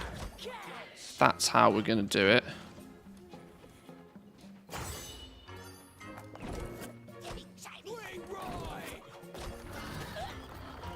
Oh, that was terrible.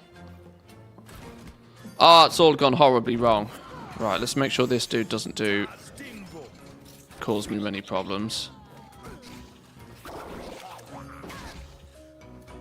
Right, let's just take one of these towers, please.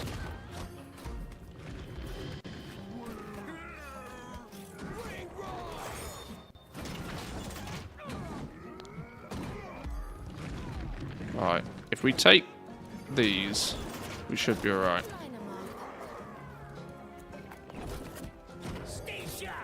Take it back, take it back, take it back, take it back. Yes. Oh, you got chickened! This boss is annoying.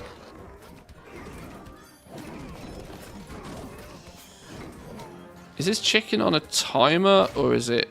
Does he just pick something randomly?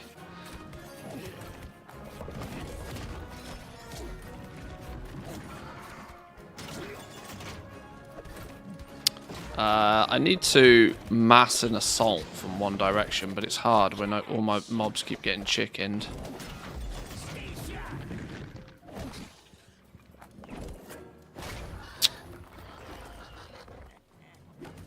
And then they end up just running to their death. How do we do this then?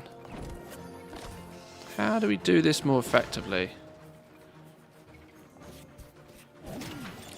It's a timing thing, isn't it? Let's distract him. Please don't. Harpies on boss, boss dies. That's what we... Ah! God damn. Right, we'll just swarm him.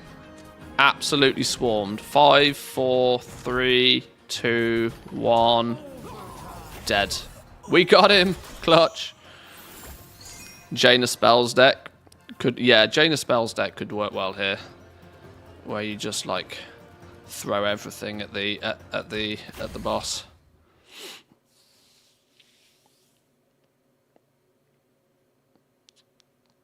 I can usually get Windows back by making it active using Alt-Tab and then Alt-Space, arrow down, enter, any arrow key. So then it attaches to your mouse cursor. Oh, that's a life hack that sounds smart. Smarter than me, at least.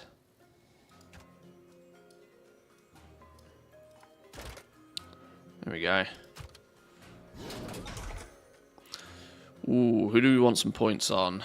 I don't care too much for either of these. Griffin Rider is used a lot in PvP, though. Oh, double bubble. Double points, over 1,000 experience points. Right, well, you can have the 1,000 experience points as you get a level up. We're closing in on the next collection level as well. Put it on the leader like I always should. I'll break that rule if it gives me a level up, which it does. I don't like spells though. 43. We need 7 more points to get to the next collection level. Right, let's try King Mukla with this deck then. Monkey Man! I can't remember what his heroic ability is. If you ever don't know what a map's doing, you can actually, before you start, you can click on things and it will tell you. Throw high experience bananas from his trusty bandolier. Is there no other mechanic to this version? Other than he just throws his bananas? That's what he does in normal mode though. Maybe he just starts with minis. That's the trick with this one.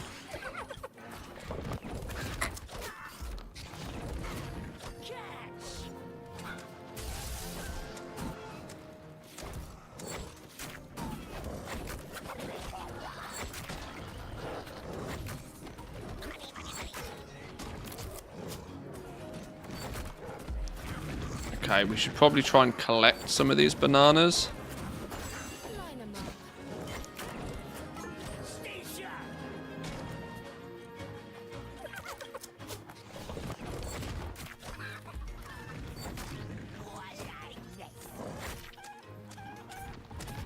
Right, you lot can keep doing your thing over here.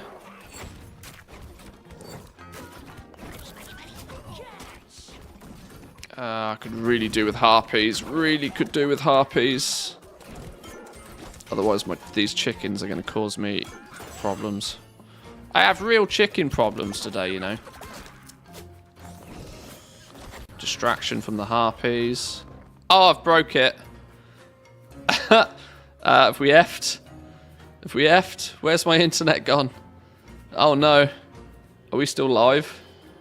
Is this a BlueStacks thing, or has my internet died?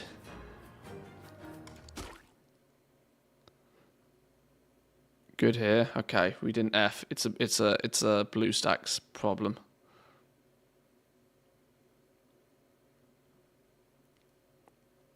Ah, we nearly got him there, you know. We nearly had him.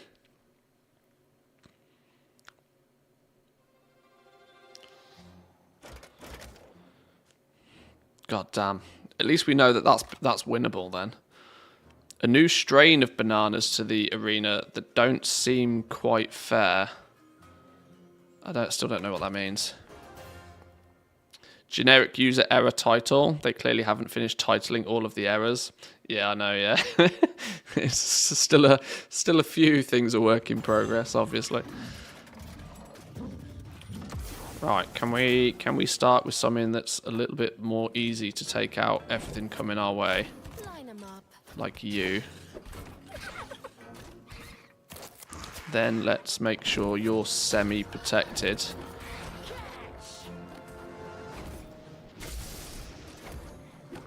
Let's get some harpies in there. And then let's hope that we can get you in there as a distraction. Oh, harpies on boss. Boss dies. Harpies on boss. Boss dies. Boss is dead. Harpies are actually broken. Actually broken. Especially if you can get the harpies with the trait for poison. They just shred. You lost. You lost 2 levels when walking over the banana. Oh, is that what it was? Okay.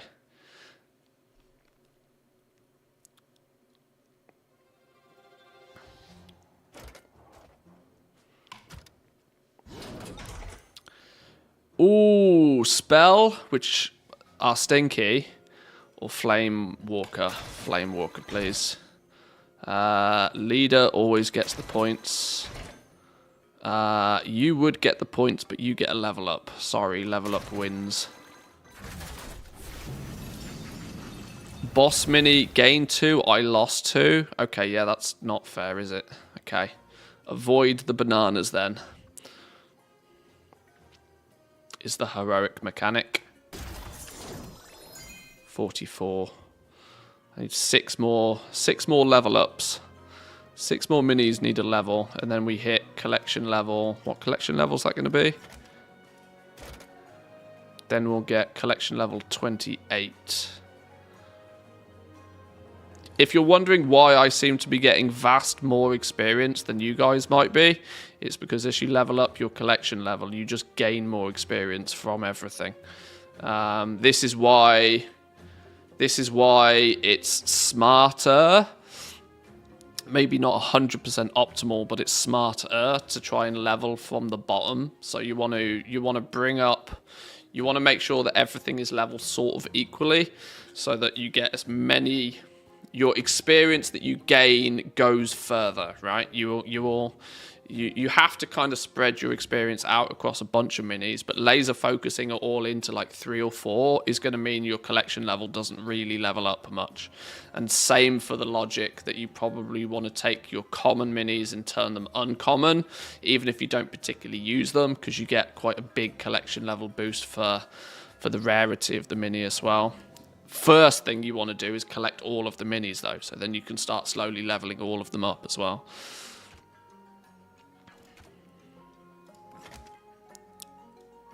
Is the strategy I'm going by anyway. King Bangladesh, Bangladesh. King Bangladesh. That's not his name, is it? Let me go grab a drink real quickly. Please hold. Please hold.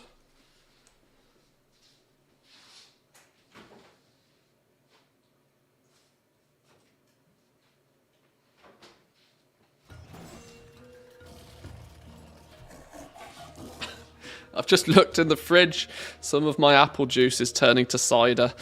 And that wasn't by choice. The bottle I've got my apple juice in is fat all of a sudden. I think my apple juice is past its sell-by date. Oops. Right. You just have friends that need to be dealt with. But apart from that, I don't think it's too tragic of a problem, this one. Let's put you there as a bit of a distraction. That's not what I meant to do.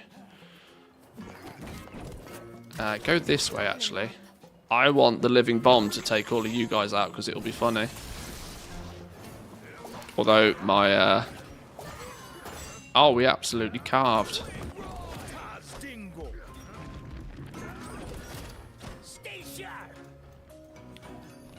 When this player dismounts, living bomb goes off, which is funny.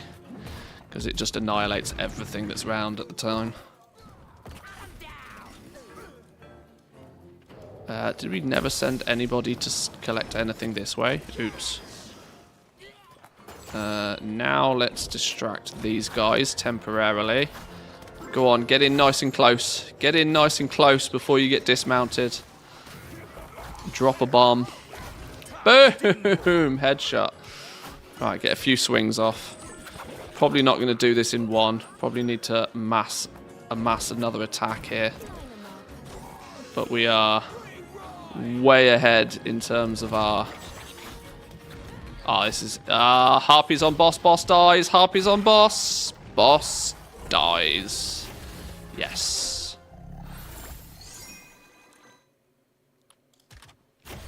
Nice.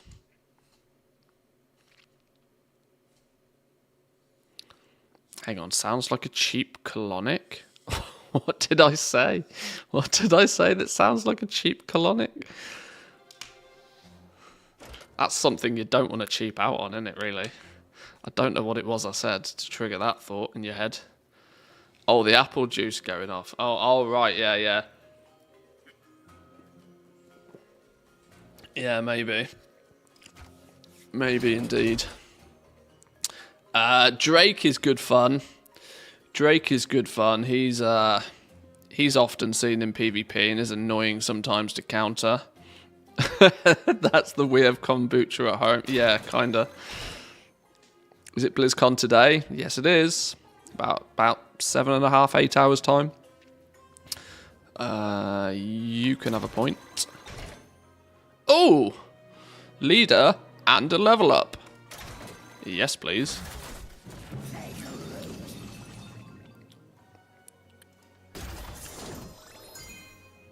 Five more levels needed.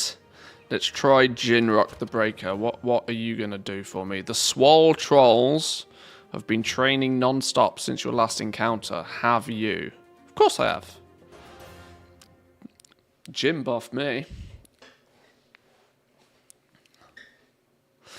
Abomination at my hero rend Blackhand, full health mounted on a dragon. Yeah, the Abomination is on. The Abomination's OP. The Abomination's ridiculous. That's a pretty solid counter, that. Right, we need to make sure that something is dealt with this way. You guys can deal with these two Murlocs. Let's harpies you, because you are actually annoying. Let's drop you up there to start claiming this stone and adding some distraction in place. We can do a second distraction momentarily. Oh no! Oh no! Oh well, you're dead. Lol. Right, drop you up there. Drop you here. Can we just one-shot him? One-shot him. This is a one-shot. Easy one-shot. Incoming one-shot. Screw you, chickens. Not today. Easy one-shot. No chance he survives this. Didn't even need harpies. Didn't even need harpies.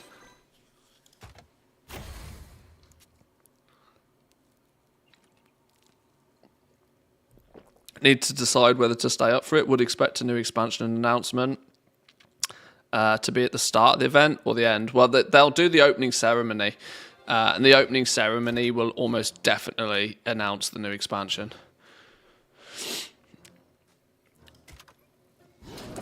Isn't there a schedule for what's going on when somewhere for BlizzCon?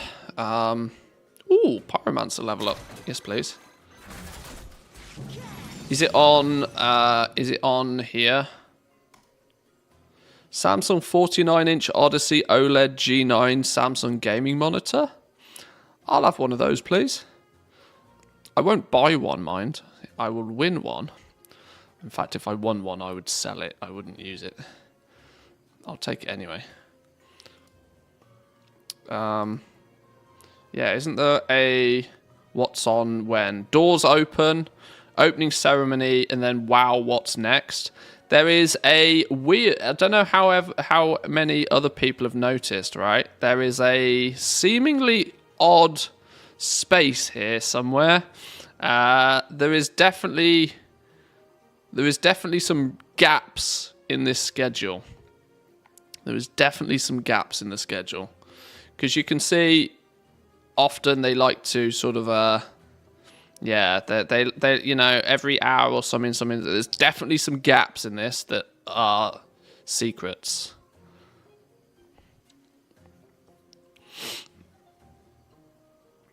But yeah, doors open at 10 a.m. The opening ceremony at 11. Lunchtime. No, there's definitely some secrets going on in here somewhere. There's some big chunky gaps.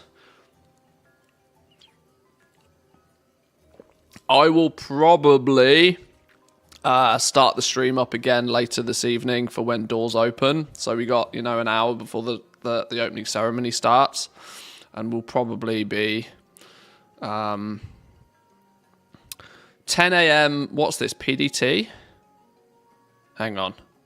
Day one schedule from top to bottom. 5 p.m. GMT, doors open. Greenwich Meridian time. So 5 GMT is 7 my time. 7 p.m. 7, 8, 9, 10, 11, 12. Okay, it's going to be a late night for me tonight, but that's fine. That's fine. 7 our time, yeah. So if doors open at 7, I'll probably try and start the stream again about that sort of time. That means opening ceremony is 8 p.m. finish time. Okay. Okay. And we'll order pizza and we'll have a few beers and we'll react live, and then I'll probably spend all night chopping up videos and doing content for it. Okay. There are secret panels. Yeah, definitely. Definitely. Leader that doesn't get a level up. Or the Worgen, who I actually think is an underrated cheat code. And you get a level up. Let's get you leveled up then. Galleyfax, how we doing? Welcome in. Welcome. I think the Wowhead link has the full schedule that is given to the attendees, by the way. Does that indicate that there's extra... I mean, they're not going to leak things, are they, on the attendees version of it? Surely not. Extra activities not on the floor map. Oh, hang on, maybe they are. A quick spoiler disclaimer here, because I don't know what's in this article yet, by the way. Quick spoiler disclaimer. Spoilers, spoilers, spoilers, spoilers. Please mute spoilers. Close eyes. Could be spoilers. I don't think it will, but... we have a picture from the detailed schedule available in person below, which has more details not yet available on the website. Click to enlarge. Okay, maybe I need to make the browser bigger. That didn't really enlarge anything, did it? Okay. Okay. Friday, November the 3rd. Media early entry. Early entry doors open at 10. Opening ceremony at 11. Then we go into 12. Okay, so from 11 till 12:30 is the opening ceremony. Then there's that gap that I was thinking was sus, which is 12:30 till 1:30. Then we have World of Warcraft What's Next from 1:30 till 2:30. Okay. For me personally, actually, that's all I really want to see firsthand. Classic What's Next would be an interesting watch, but there's a couple of hours gap there, which we will see what we do.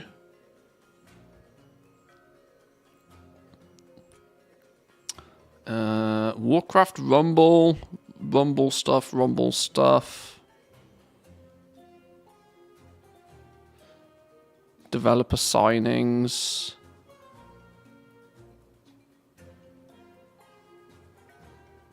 Okay. Yeah, there's nothing spoilery on that. There's nothing spoilery on that, not that I can tell of anyway. There's no Diablo 4 What's Next. That is indicative that they might not announce... They might not be announcing Diablo 4 expansion. And then day 2, Saturday. I know this is a real 7-pixel picture, by the way. I know it probably doesn't look great on stream. I'm struggling to read what it says even here right now.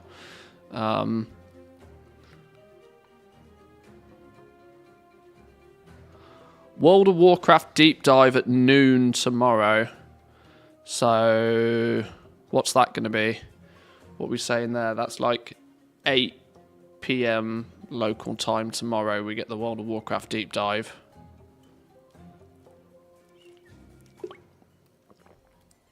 So about the same sort of time. I guess I don't get a day off this week.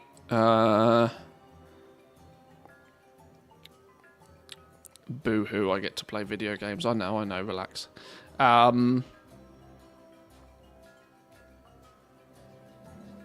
Diablo 4 Campfire.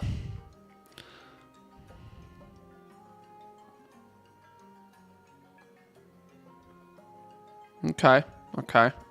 Not too much anything spoilerific on there.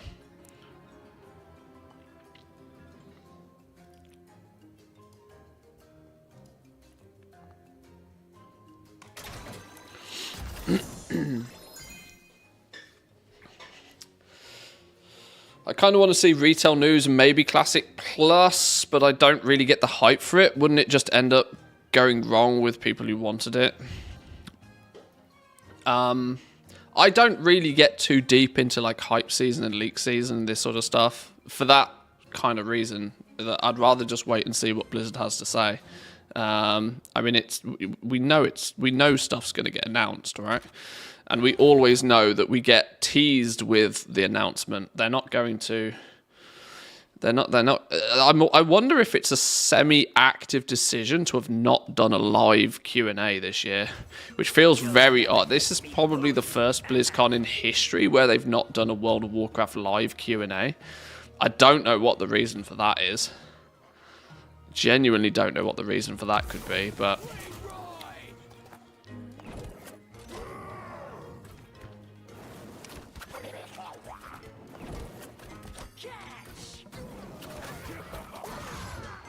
that living bomb does bits. Oh, you got crushed. Absolutely cooked.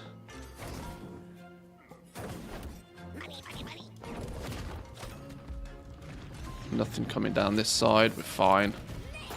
Oh, okay. That was lucky. Alright, let's push a bit further this way. We've claimed the... We need to make sure we don't get bombarded too heavily. Oh, he shoots out 2 now. Ouch. Okay.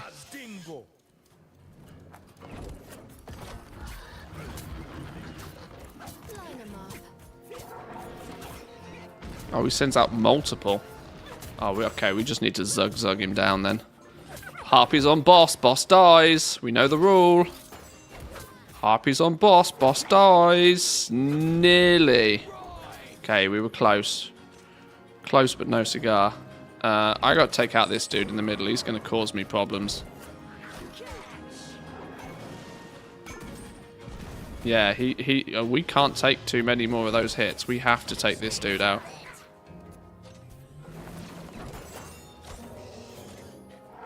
Oh no, we dead? Ah! One more hit. That's not good. Distract! Distract! No, Huntress, go away.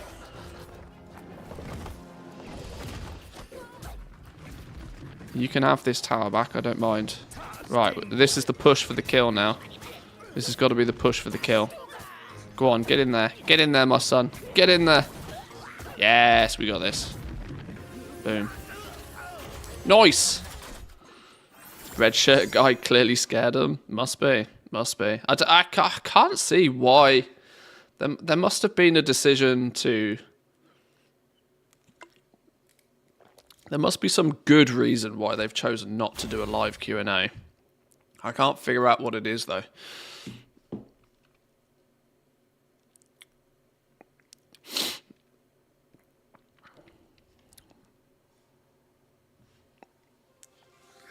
People who want Classic Plus are usually the anti-modern Blizzard, so I can absolutely see them creating a firestorm if something goes away, even if it's small. I saw, was it a clip of Asmon, or I don't know. I saw a clip of Asmon, or I might have tuned into his stream for 5 minutes or something.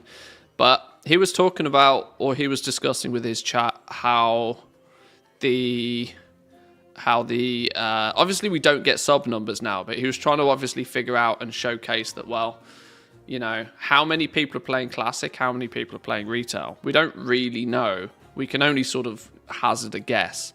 Twitch numbers are maybe not necessarily a good indicator because Twitch viewership is always kind of heavily focused towards like arenas and Mythic Plus, not really a broad spectrum. So it's kind of difficult to judge who's doing what and where and why. But I kind of think that the outcome of this really is that from Blizzard's perspective, they've figured out that Classic will keep people busy, and Classic will keep people busy for a long time because it's slow and steady and methodical, unless you're playing the game 12 hours a day. But for most people, Classic is a slow, methodical grind. It still takes you 50, 60 hours of play just to get your character up anywhere near max level. Which for your average Joe is plenty to do, right?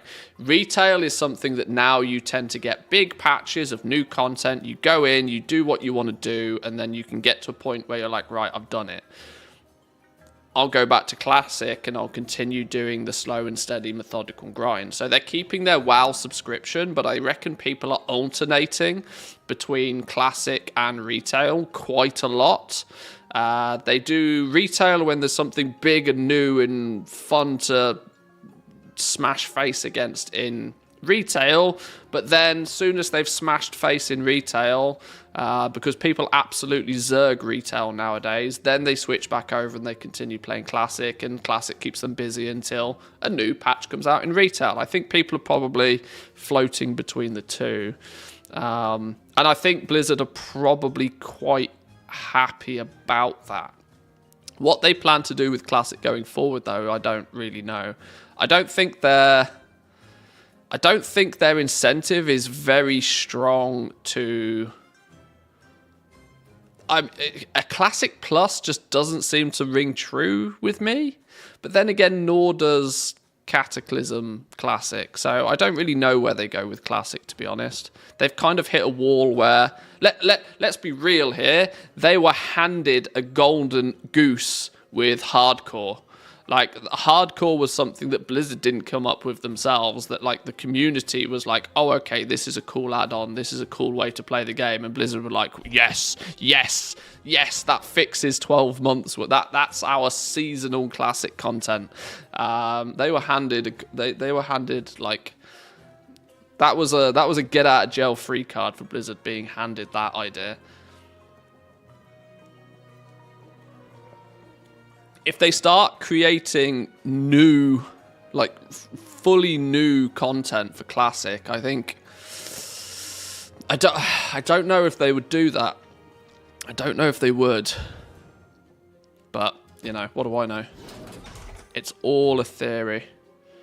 Jaina, you can have the points, because Living Bomb is historically poo-poo. I do use Pyromancer. But at level 15 is good enough to use in early stage PvP. I probably want to try and get as many of my minis to level 15 as possible. Because 15 divided by 3 is 5. So let's maybe give the Abomination a bit more. Neither of you guys do I use all that often. So let's build from the bottom, which is clearly you. At that point, you just end up with 2 different versions of the same game. I doubt they'd want to do that. Well, yeah, I don't know what... It very heavily depends on what their thought process is internally. Because obviously, there's the concept of them wanting to provide new content to people, but there's also the business side of they want to make money. Retail has always been the cash cow. But retail is always going to be where I think they're going to put the new content. They'll let people replay past versions of the game via Classic. And, you know, we had Season of Mastery and we've had Hardcore now. So they're more like game modes rather than actually changing the game too much. I suspect they might look at doing another like game mode, maybe building on Hardcore, maybe with a stricter solo self-found kind, maybe to because I don't know what they could do in that regard.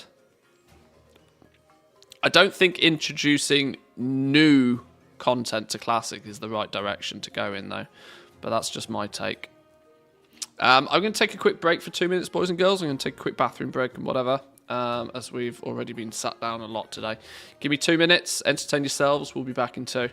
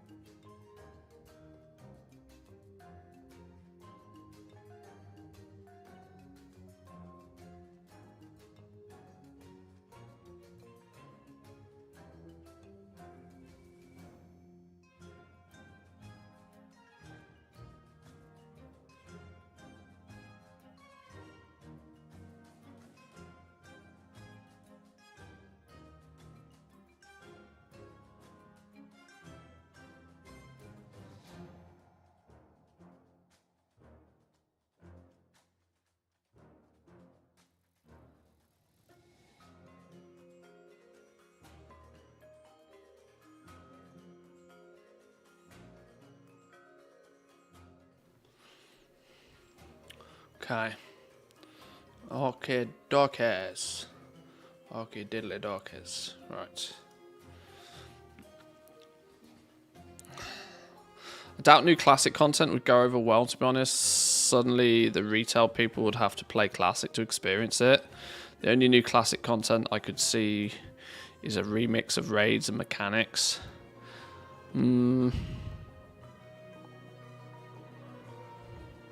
Yeah, I don't know what the approach is.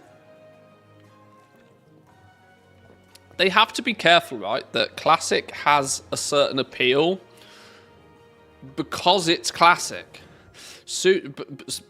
Because it's, you know, the old version of the game that people loved from way back when.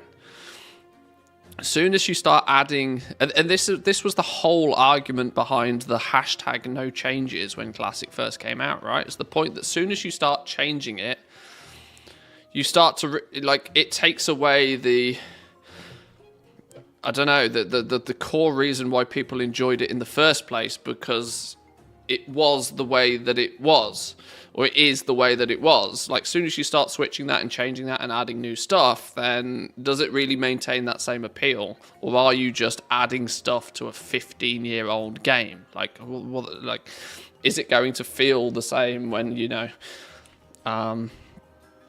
This is the thing. I don't know just how they deal with that side of it. Because it seems as if that could get messy, if I'm honest. Right, let's do Mukla with a beast to get a few beast tomes under our belt.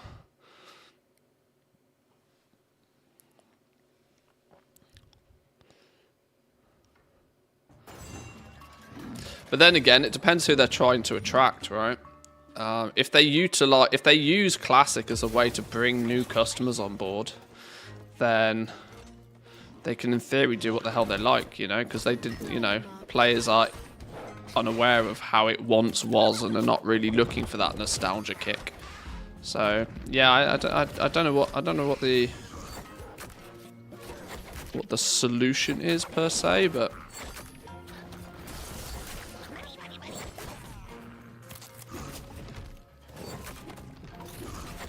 oh yeah, the bananas take a huge amount of levels off me.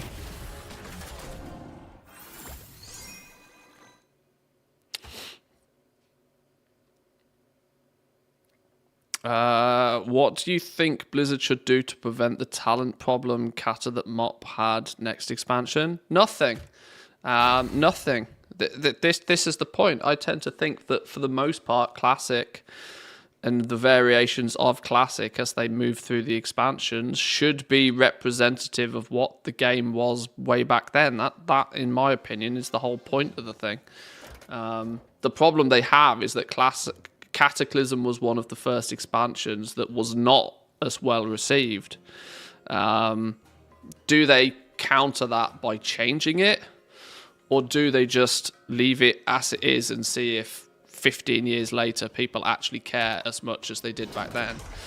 The Cataclysm, look at it from the perspective of, is Cataclysm objectively, was Cataclysm objectively bad, or was Cataclysm just not as good as Wrath that was very good? So was it bad relatively, or was it just objectively bad? So that's kind of the approach that they need to take. And if it was deemed to be objectively bad, then they might need to think about changing a few things, changing the things that was actually caused it to be bad. But if it was only bad relative to Wrath, then they don't need to do anything with it, because, well, shitloads of people still played Cataclysm and would probably play it again in its classic form. So yeah. Why is this not available on the Blizzard launcher? Because it's not natively a desktop game, it's a mobile game. I'm using an app called BlueStacks to emulate an Android environment on my desktop so I can play on computers. Chickens, or... This is a big chunk of change. We should probably get level up for the brute, to be fair.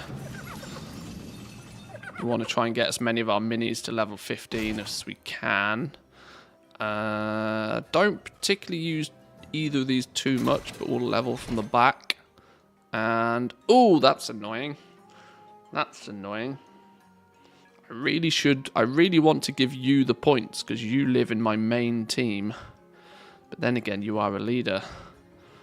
No, sorry. Main team prio. Ah, I need 2 more level ups. 2 more level ups. Let's see if we can get King Bangalash down.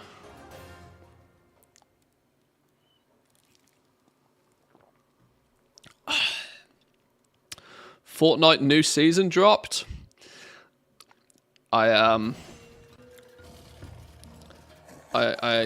appreciate the info. I will not be acting on that.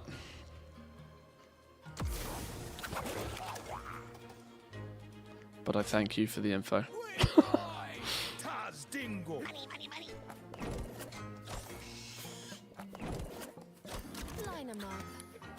Need you to go here. You're a distraction.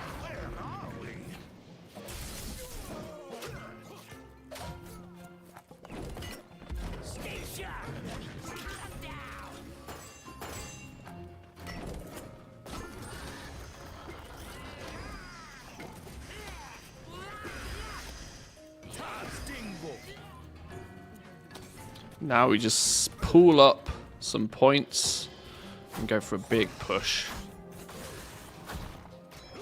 Or we might not even need it, you know.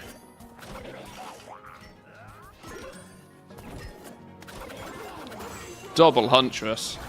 Nothing has a chance against Double Huntress. Dead. Easy game. Easy game.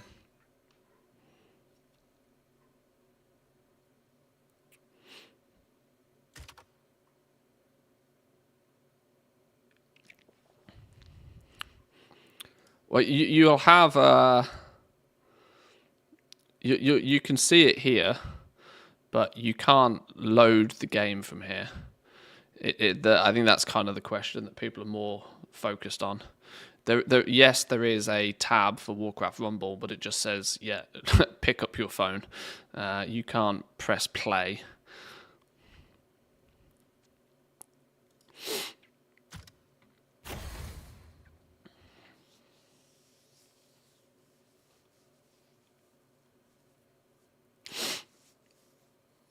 What happened to the backar mounts that were data mined? I don't know. I don't know what they were.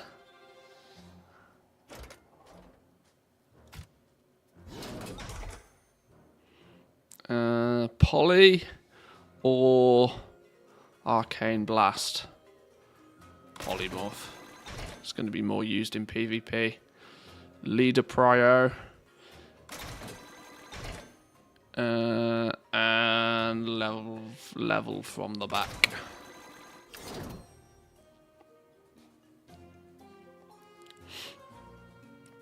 Back art was the dog, but the good boys in the Anaran Plains. And they might still be coming. They might still be coming. I don't know of them being available in 10.2. It could be a 10.2.5 or something. Who knows? Lots of stuff gets added to the game way before it actually goes live sometimes. There's already stuff in the game that is indicating... This is where a lot of the rumor mill comes from, right? So there was art assets that were added into the game that have updated like lots of old school sort of huge amounts of old school buildings and structures and stuff in the game. There's a lot of art assets that have been high definitionized recently, which is where the rumor mill starts that are we going to get like an old world full revamp, because they're clearly working on it ahead of time sort of thing. I mean, in a few hours time we'll probably find out, but let's try Jinrock. How's the goal making nowadays? Slow but steady. Slow but steady. This like the season, like at the moment the way you goal making is very seasonal for me right now. Make a lot of gold very quickly and then put it down and do something else. Are there any particularly powerful minis or heroes to aim for in Rumble? Check my new Rumble channel out. There's videos that cover all of that. Streamlabs will shout about it regularly.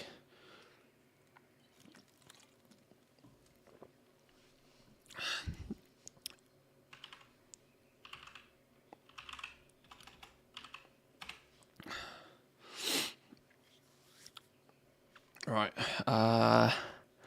We need to make sure that we kill this dude, otherwise he causes us a lot of problems. But outside of that, this shouldn't be too difficult. Let's put something in place to cause him problems. Let's just do this. Murlocs for days. All the Murlocs. You go this way, claim this. I need the Huntress in there to clear out these chickens, though, mind. Although all these Murlocs are doing a pretty fantastic job of it all the same. You can go this way. Ha! That execute didn't really get very far, did it? If we can claim this and we can get harpies in, it's GG.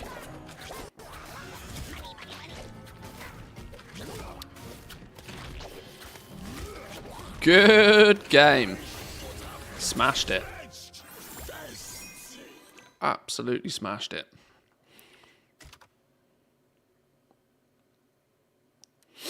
BlizzCon suspense is killing me. It's going to be a fun day, you know. It's going to be a fun day.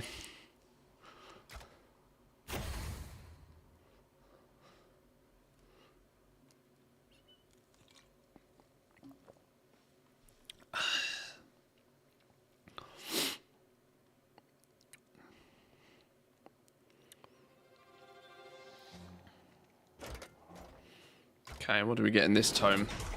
Any goodies?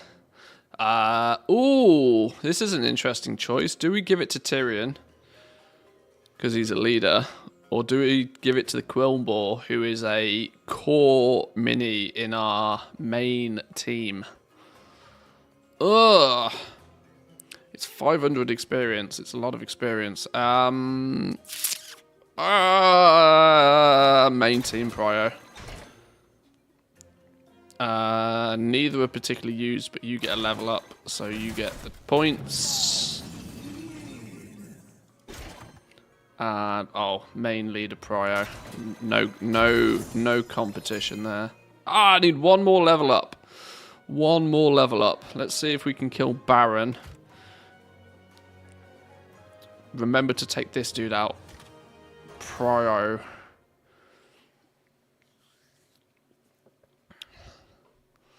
We probably have the strength in our main team now to be able to take out the entirety of Stranglethorn Vale on Heroic, which would be very nice.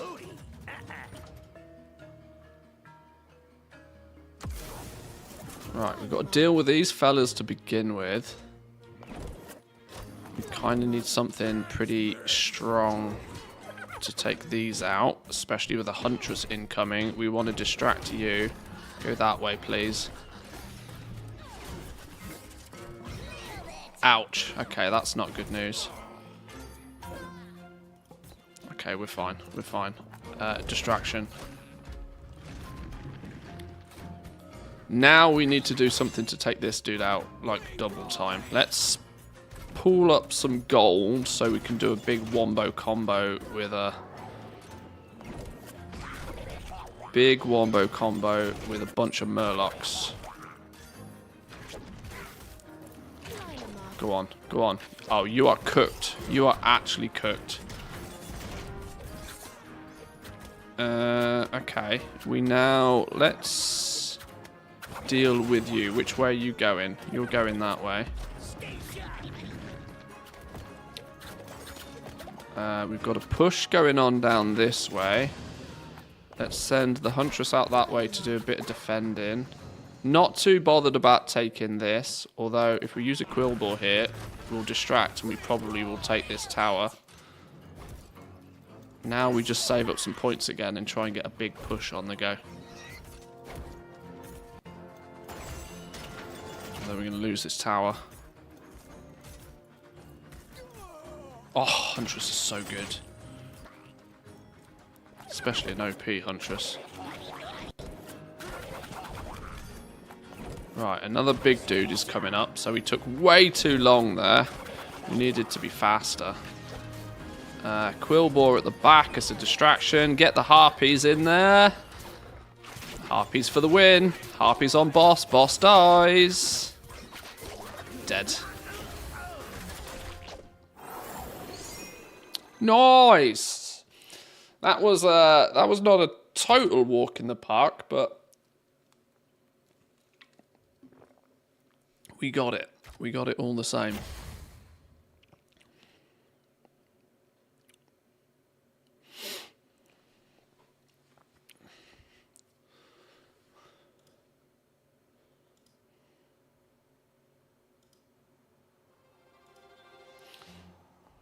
How are we doing, Tammy? Welcome in.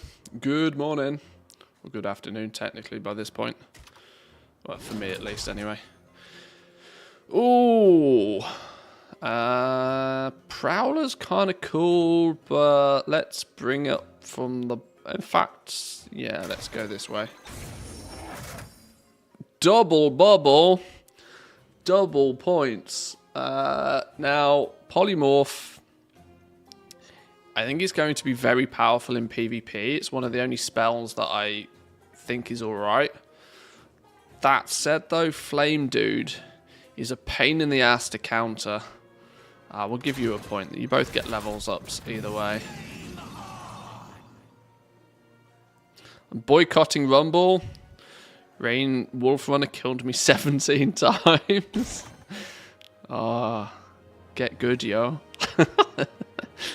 Take your credit card out and swipe. Problem solved. Right, leader prio.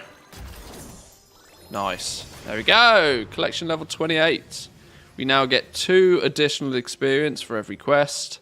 We gain 14 extra experience from the quest tomes. And when we buy a new mini, we gain 182 additional experience. Now, I don't know how this works, considering we already have all of the minis. That doesn't really ever... make a difference. Okay. Can we get an alliance leader to do these last 3? Tyrion, I think, is the shout for this. Tyrion is the shout, I reckon. Let's go Tyrion. Nicely synergized with our main dudes as well. Good, good, good, good, good. Average level of 17. Yeah, we should be able to get these.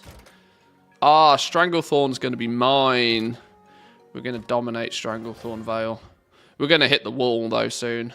Whatever the next zone is after Stranglethorn, I think it's going to start being quite tricky to do the heroic ones then.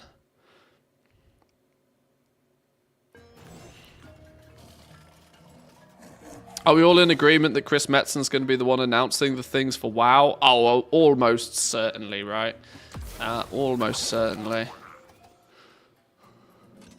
The only thing it might not is Warcraft Rumble. If Wyatt Chang doesn't announce Warcraft Rumble and drop the "Do you guys not have phones" line, I will be disappointed. I will be sad.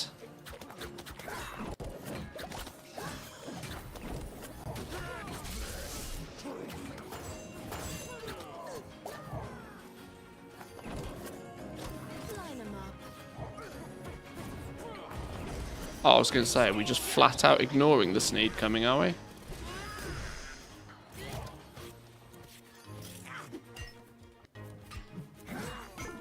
Oh, this is a cakewalk now. Distraction. Harpies do harpy things. Second distraction. Wait for these lot to turn up. It's GG. There is no way this isn't GG. Especially with Tyrion's heals. LOL. Easy win. Not Phil Spencer. I don't know how I don't know how popular he would be with the true hardcore Blizzard fan base.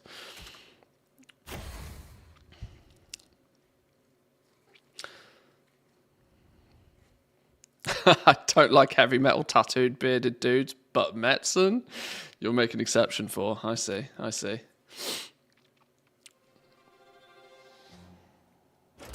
Everybody has a preference. Right, give me something good in this tome. Give me something good. Leader prio. Boom. Troops or vultures? Troops or vultures? Let's go troops. They're not called troops. I can't remember their name. Leader prio. Although the harvest golem is very good. Leader and he's sub level 15, so you get some points. A bit of Thrall voice in the bedroom. He'll take you all the way to Orgrimmar. Right, let's go here.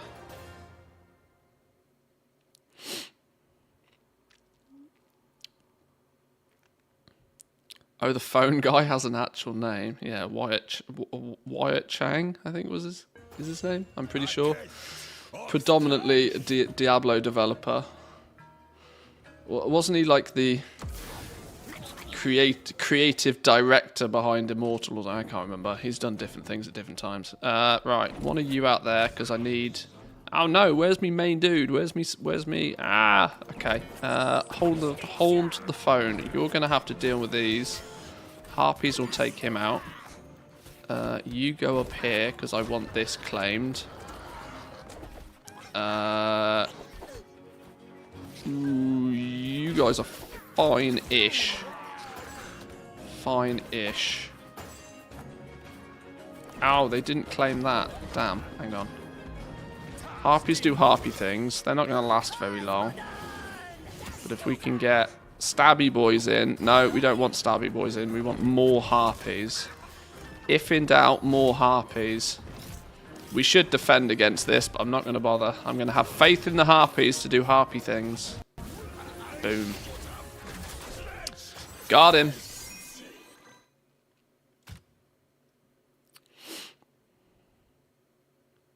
The Warcraft thumbnail on Twitch has changed to Thrall. Has it? Have they changed the icon? Oh, it is. So it is.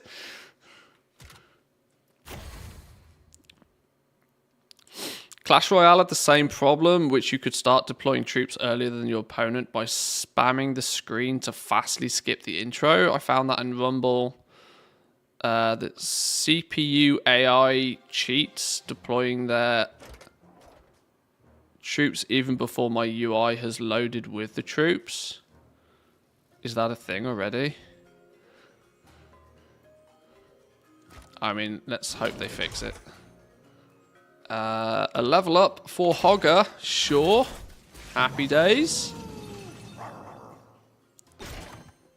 Big boy Hogger. Let's get you leveled up. You're almost level 15. You are level 15. Let's. You may notice that I'm talking about my troops being level 15. That's like my next milestone. I want to try and get all of my troops to level 15 where possible.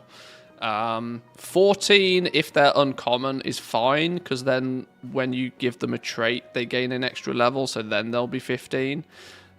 This is so that when they go into... When I put them in a PvP build, they're optimal for the early game. The real grind begins once you climb further up the ladder, but I don't need to worry too much about that. I'm just trying to get as many of my... You want to collect all of your minis as priority to begin with. Pick something that you don't have over leveling something you already have until you have everything. When you've got all of the minis, you want to get them all to uncommon by buying the star points. You want to get them to uncommon first. Then once you've got the majority of them uncommon, you want to start buying the traits. I unfortunately spent way too much of my gold too early on in the game buying traits for minis that I don't use. This was when I was still new to the game and didn't know much better. That gold could have been much better spent getting more of my minis up to uncommon. You can buy traits and continue to level up whatever you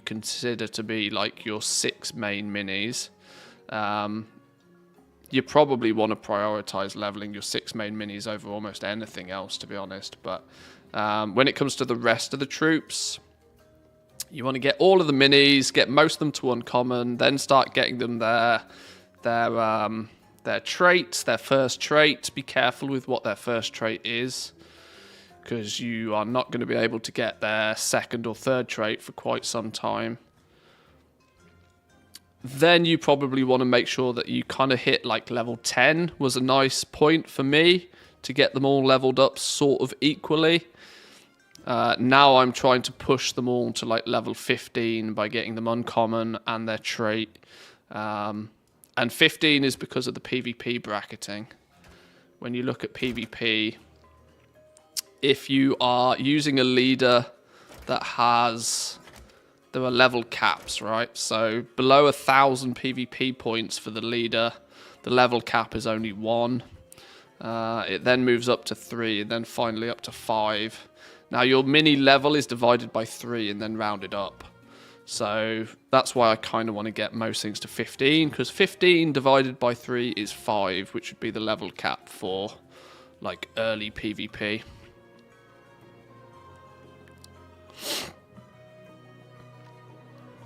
Once you've got, 3 of your leaders above 3,000 is what you would probably then need to get close to the seasonal reward for Sylvanas, which unlocks at 10,000. I've not done much PvP at all. You can see I've got, basically no PvP points on a handful. There's only a couple of my mini leaders I've actually done any PvP on at all. How pay to win is Rumble? I know it has microtransactions, but it's very forced. There's a video on my YouTube channel that is literally answering that exact question, which I'd check out.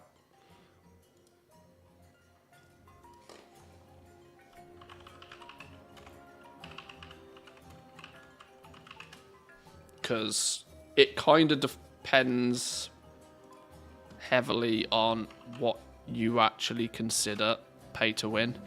There's a link to the video there.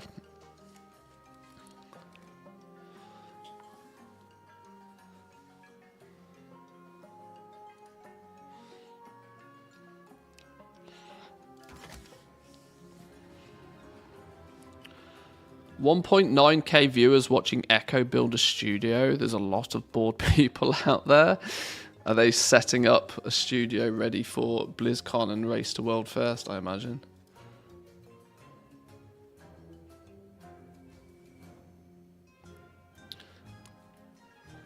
Echo Esports, pre-production behind the scenes. Apparently so.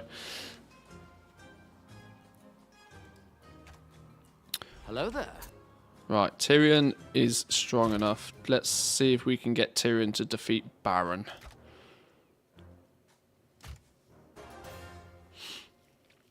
How we doing, Jack? Welcome in. Welcome, welcome.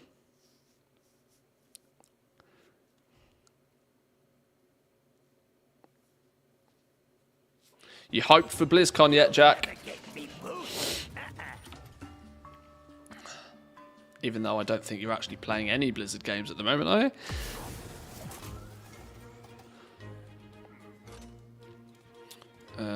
Let's start off with a stabby boy. Let's give a little bit of defense there, and let's back it up with a Huntress. Huntress will turn around and kill this lot. Although you are going to be problematic for me.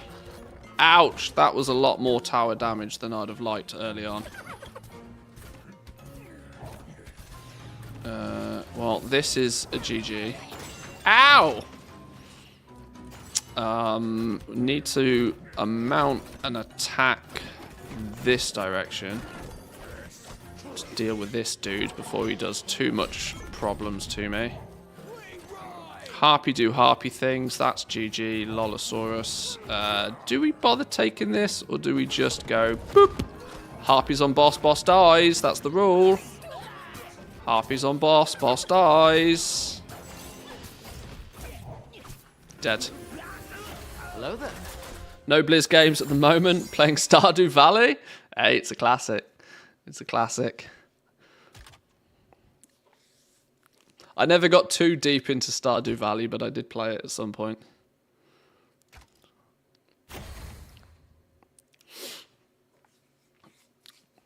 Twas fun.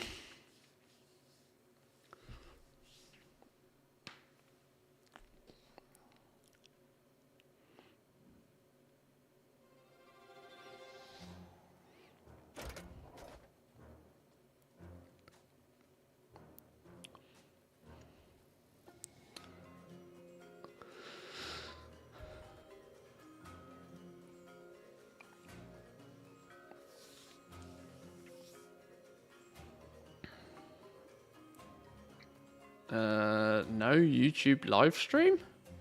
No YouTube one's up. Oh, I'm not streaming on the yeah, I'm streaming on the main channel, not the Rumble channel, if that's what you mean.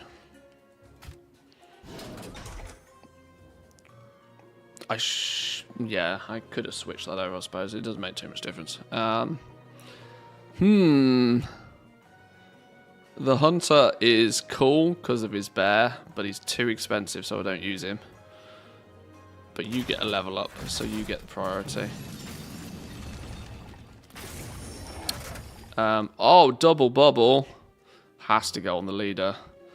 I'm sorry, Arcane Blast. That has to go on the leader. That's too juicy to not go on the leader.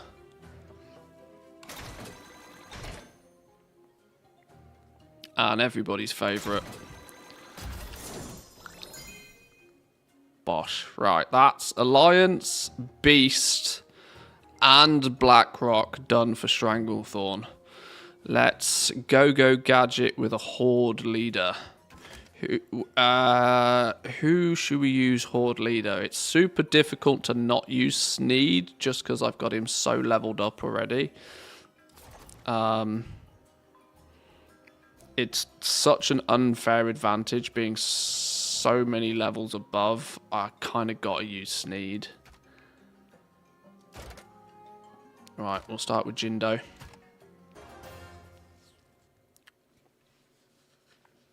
Start with Jindo.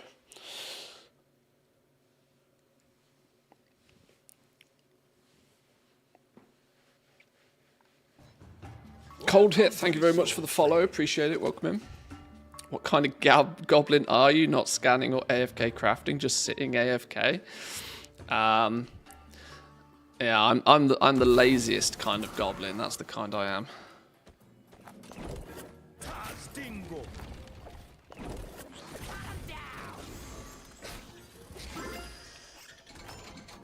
Trying harder than you need to.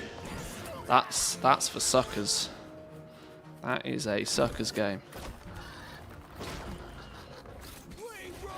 Yes, I baited his chicken. Baited the chicken.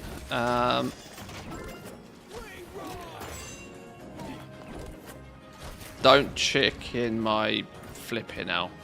Okay. It's hard to bait the chicken correctly every time.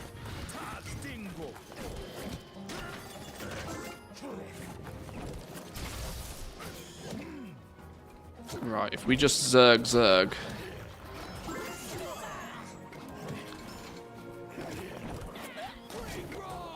Zerg. Hopefully the chicken doesn't do too much damage. Oh my god, we've got three meat wagons on him. Oh, it's a meat it's a meat fest. Oh dear. 3 meat wagons in your face. Let's keep it clean now. Keep it clean. Why does my continue button not work? I'm not sure.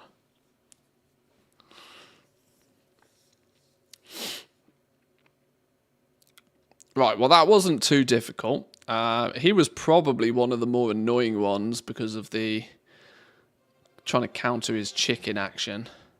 He wasn't able to hex us too many times though. Right, let's see what's in this tomb. Give us some good stuff. Give us some good stuff. Leader Prio. Absolutely.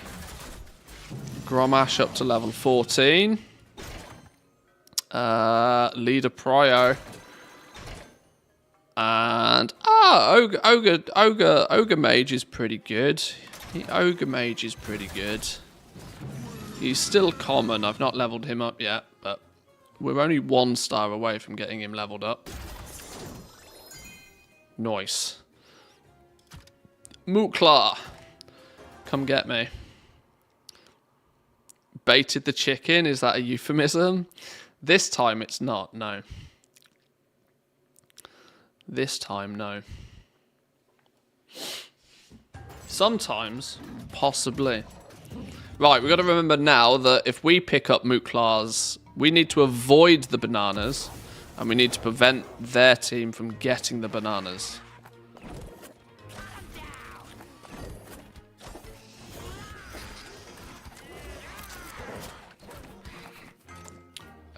We do need to cautiously go get some of the gold, though.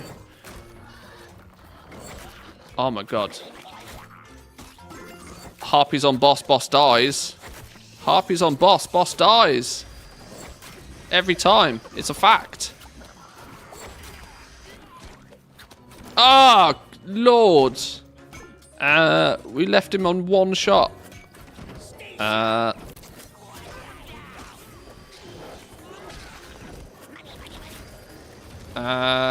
Quick cycle through to something that just taps him.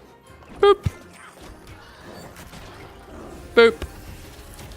Literally left him on 1 HP. Okay, Mooklar done. Mooklar good. That's for Manthieus After Dark. Got to pay the big bucks for that. Yeah, that's a premium OnlyFans only.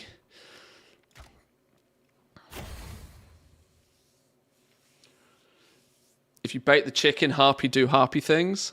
That's true. It's true. Factual information.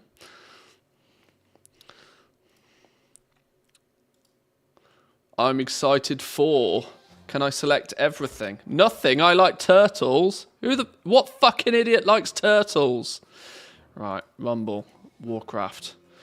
Overwatch 2. You funny. You funny. You funny. Ooh, more points for Sneed? More points for Sneed? Oh, you get a level up.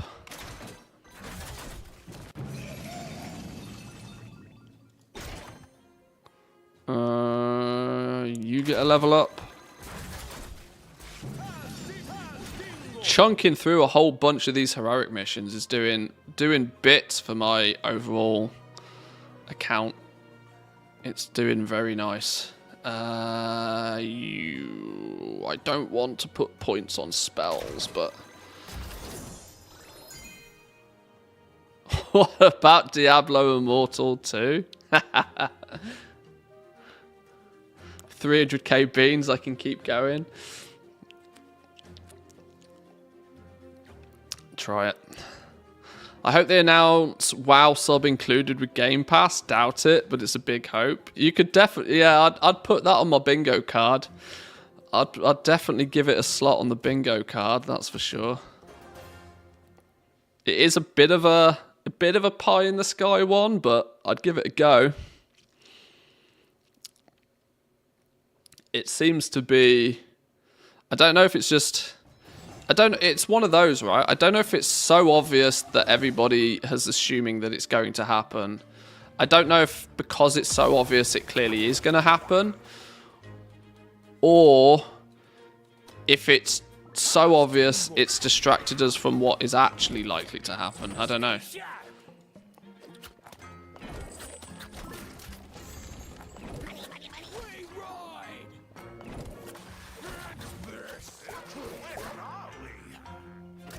Right, you go that way. We're going to have problems here. Can we? Yeah, we're going to have problems here. We counter Sneed with Sneed.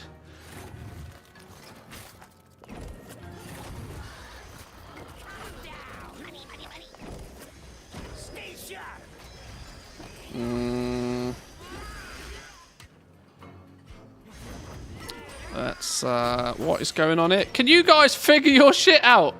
Move! Idiots. Absolute morons. Right, you go that way. You go this way, and you're going to go get that gold.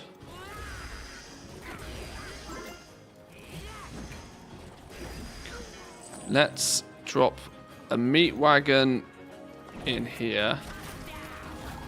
A distraction back here for the Sneed. Harpies do harpy things. Second hog rider. Okay. Harpies are not going to get a chance to do harpy things. This isn't going to plan. This is not gone to plan.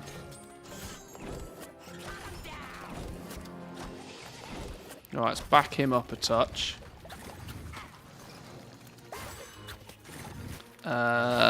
We need to deal with this.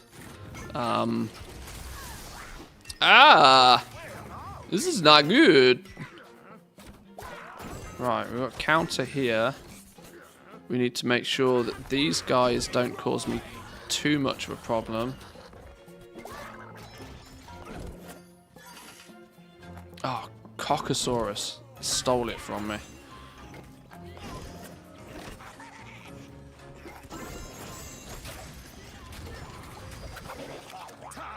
Right, we just push center.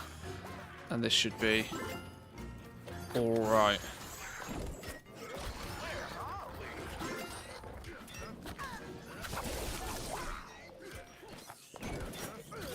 Okay, this looks strong enough. This is looking stronger. Ignore these fellas, not bothered about them. Let's get you in there. Bit of a stronger push. Counter these a touch. Ah, come on! We're like 6 levels ahead of the damn silly thing. Stabby stab, poison, stun, more stabby stab. Ah, this is where I'm missing my Huntress, you know. Really missing the Huntress. That was not a good choice. Okay. Okay. They're going to come through this way, so let's just counter this slowly. Do you ever use spells? For PvE? No, not really. I don't think the spells are that good in most cases. There are some scenarios where the spells work, but in most cases, they take up a slot in your build that could be better spent elsewhere.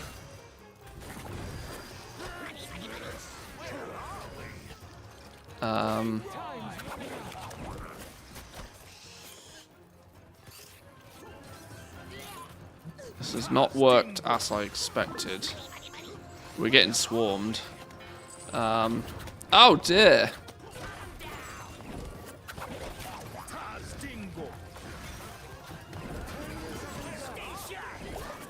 Yeah, I'm really missing the advantage of my Huntress just cleaning house.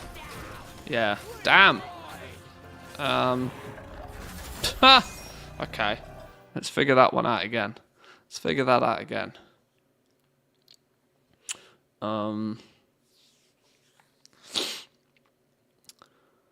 The only pay-to-win aspect is the lack of gold. A lot better than I expected, honestly. Yeah, I mean, there's ways and means of counteracting you can obviously swipe your credit card as much as you like, and you will, yes, progress through the game faster by doing so, but you can counter that by hard work. There is nothing that is entirely walled off by real money spend. You can, in theory, even if it be slowly, level up all of your minis, collect everything, slowly but surely acquiring everything. So it's, you know, it's pay to progress.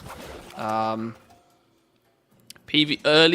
stage PvP has caps in place to make it less susceptible to like whales just living in low levels, just farming.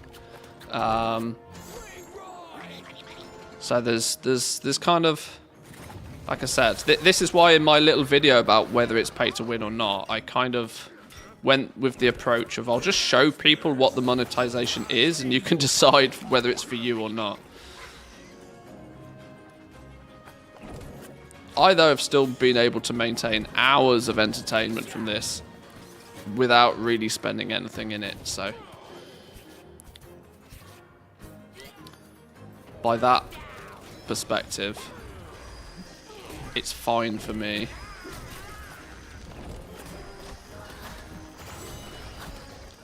Right, I want to get these harpies in doing something, even if it's not much. Okay. We need to claim this center bit, like, double time.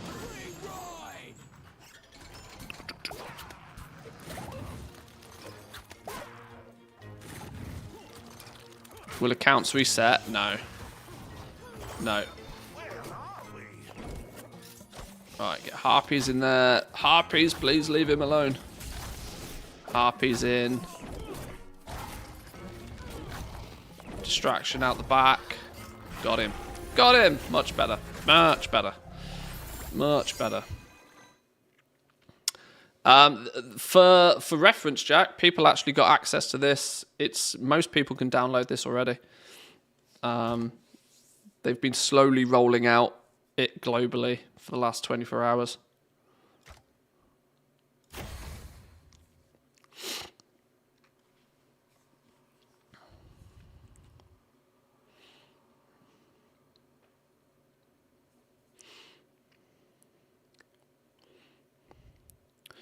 Not going to be dominating the PvP with my level 6 teams.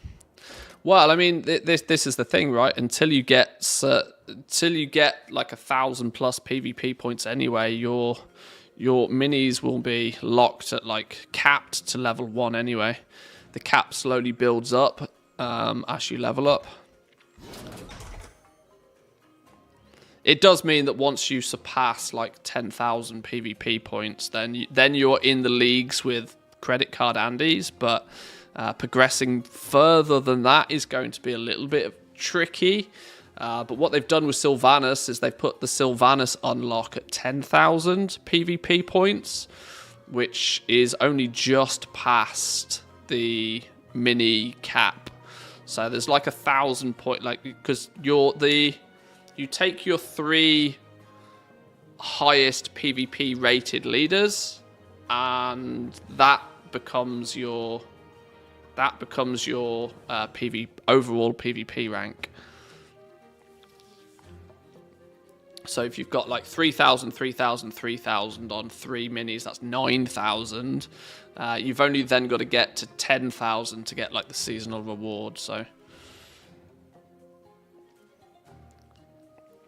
do we put it on? Let's put it on you because you're lacking in experience a little bit.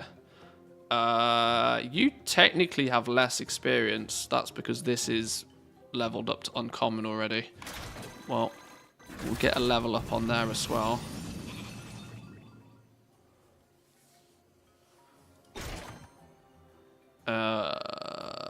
Ooh. A level up for my Skelly army. Or Leader Prio. Until level 15, I think it's Leader Prio all the way.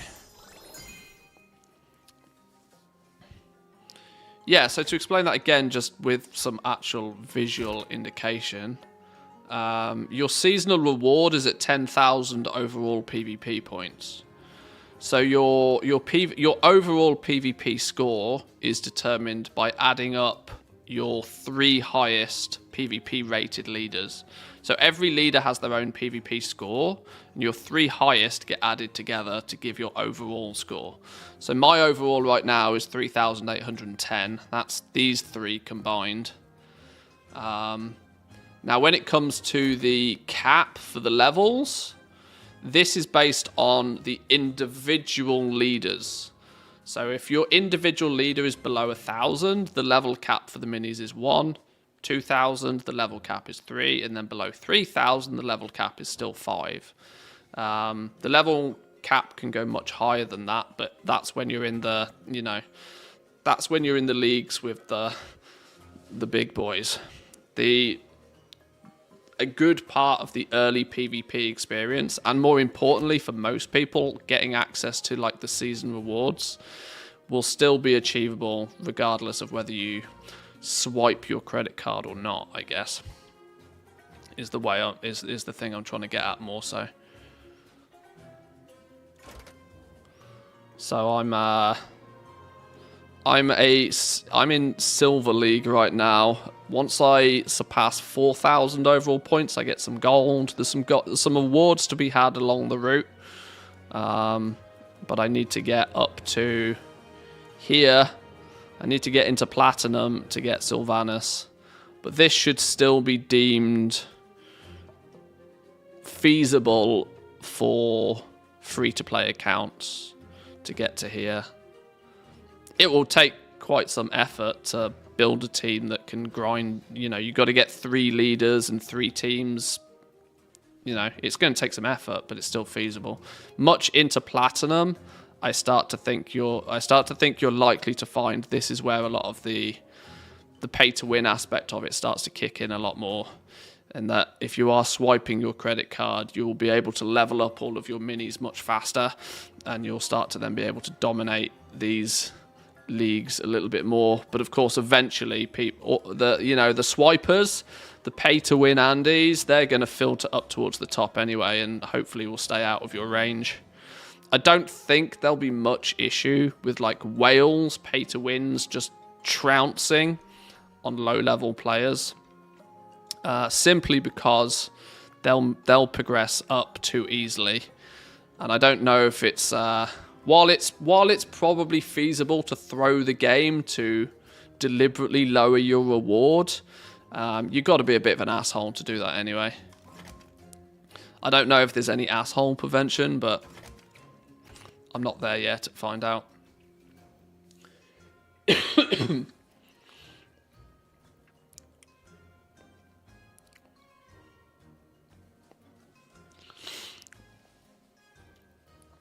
Please tell me where the matches announced by Blizzard will be on BlizzCon. Where will they be broadcast? Well, I assume BlizzCon will probably be broadcast in a few different places. I suspect they might broadcast it on Twitch. They might broadcast it on the Battle.net launcher. They might also broadcast it on their YouTube channel, I would suspect. That's a good question, actually. I don't actually know where they are going to show. I assume it's one of those 3. I've not actually thought about it. Big YouTuber bragging to be fully free to play, exposed for swiping. The scandal. It will happen. I'm sure. I think it was said to be on Twitch and YouTube. I mean, that makes a lot of sense, right?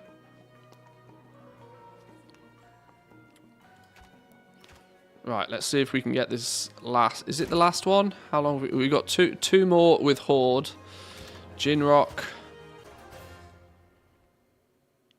Doesn't the launcher just link you to YouTube? I mean, it might do. I should probably find out. We'll figure that stuff out later. Still a few hours yet. I'm probably going to take a break in a bit, grab some food and whatever. I was half planning on keeping this morning's stream a bit shorter, as we're going to be streaming all evening with the BlizzCon stuff later. But we'll see. Let me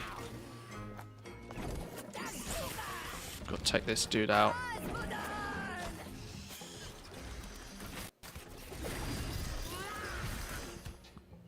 Oh, what the hell happened there? What was that knockback about?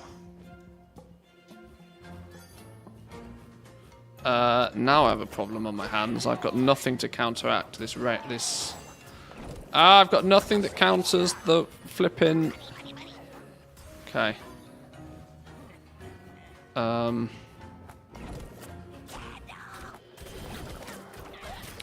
got nothing that counters flying. That's not good news.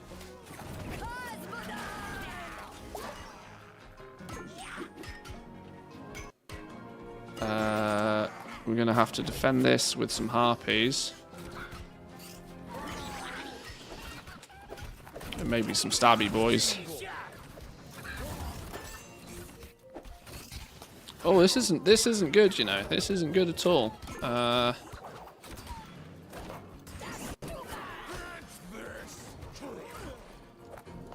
getting swarmed again. My Sneed build is clearly not very optimal for this.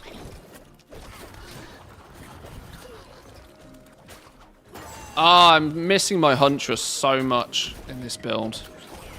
I have to do something about this dude. Yeah, okay. That didn't work very well. Oops. Are the quests infinite? I complete them and it still shows 3 every time. Sort of. Quests are basically the way that you just grind out experience once there's nothing else to do on your map. You want to sort of prioritize the Arclight Surge first because that gives you gold. And gold is the #1 currency you want to... Well, it's the only real currency you want to focus on first. Once the Arclight Surge is finished, once the Arclight Surge is finished, then you probably want to make sure that your daily quests are just done. You do that mostly by, yeah, just repeatedly doing quests. There is actually... Only once have I done this, but there is actually a limit to how many quests you can do per day. The limit is quite high, though. You'd have to be playing the game for like 8 hours straight or something ridiculous to hit the upper limit for quests. I don't know if there's a limit to how much PvP you can do in the day. I suspect that they will allow you to just continuously grind this if you want. I'm not too sure. But yeah, you want to make sure that you win 9 games to get your 3 dailies out the way. How you win those 9 games is kind of up to you.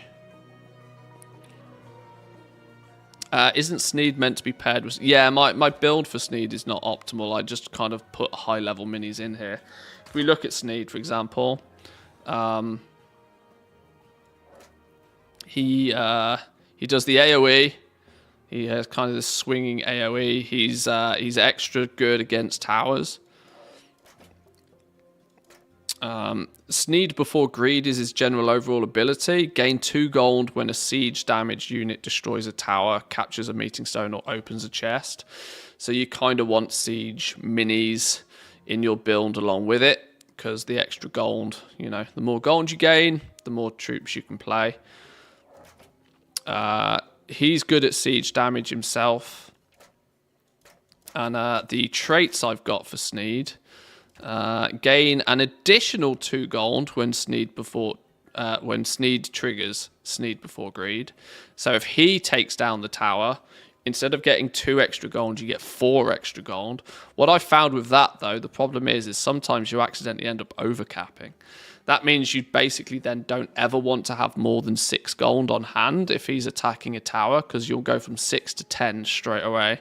Sometimes you save up like 6 or 7 gold to like play a couple of minis in you know, at a time. It's a little bit too easy to overcap with this, even though the extra gold is OP. I've got this one, gain a level whenever Sneed triggers. So he can slowly level up if he walks through. He's already pretty high level because he's rare. He's level 20 right now. He's genuinely one of my highest level minis.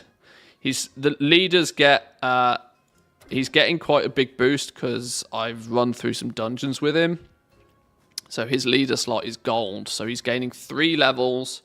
He's gaining 3 levels from the leader slot being gold. He's gaining 2 levels because he's rare. And he's gaining 1 level because he's got a trait. So he's actually only level 14. But when I use him, he's level 20 because of the extra perks and bonuses.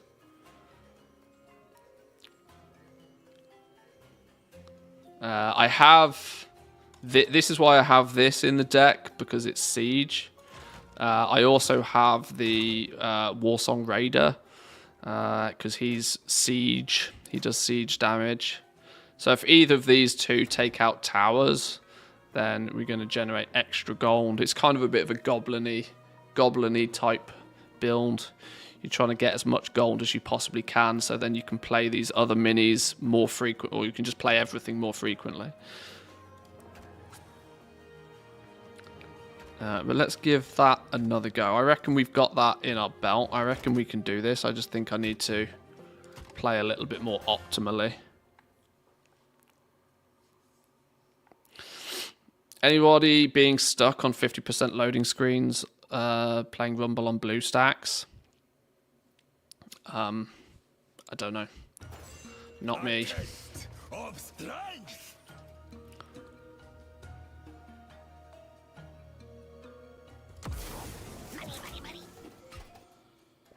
Right, so let's get him out this way nice and quickly. And then focus this direction. So when they take this meeting stone, I can put him up here. Because he'll take the meeting stone. Then we should start snowballing gold very quickly. As we take all of this stuff. Or is that just not going to happen? Were we hard countered again somehow there? Why did... Oh, is he leaving... Are they leaving bombs on the floor? Is that what's going on here? So, am I running over these bombs and it's causing me problems?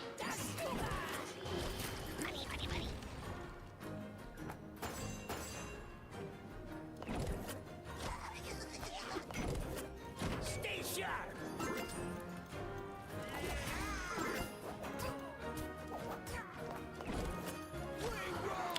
I really need to do something with these. Do they trigger the bombs as well? No.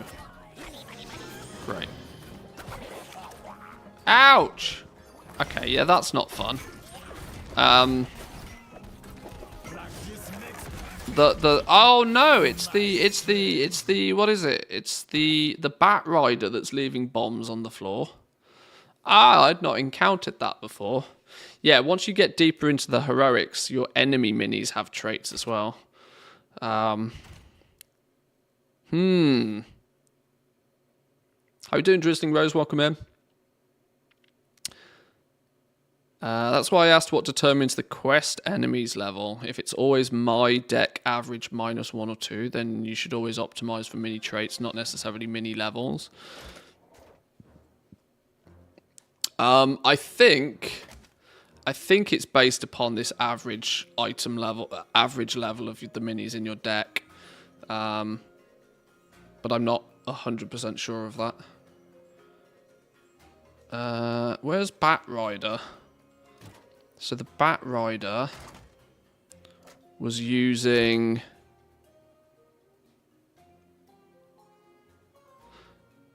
maybe this Fiery Surplus, accidentally leaving vials on the ground, burning nearby enemies that touched them.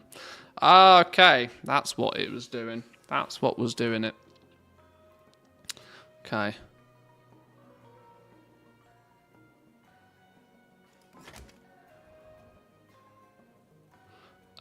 Where did you set multiple decks?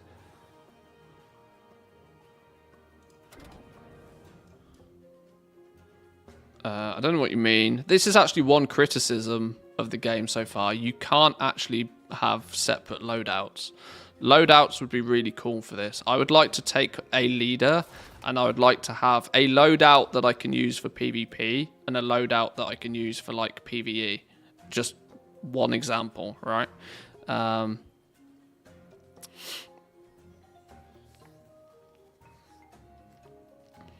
But there is none.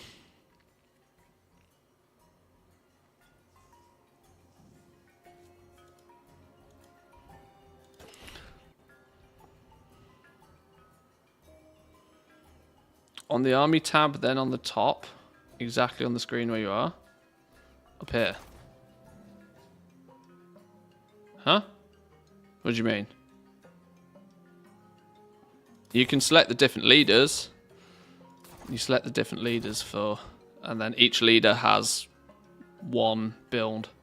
What would be nice is if you could have, you know, I could select Sneed and I could have 1, 2, or like up to 3 different loadouts. One that I could name it PvP, one that I could name it something else, you know. Because otherwise, when you go do some PvP, you got to swap everything around and switch everything around and whatever. And also, if you are changing these bottom ones at some point, it costs you to change these, which is...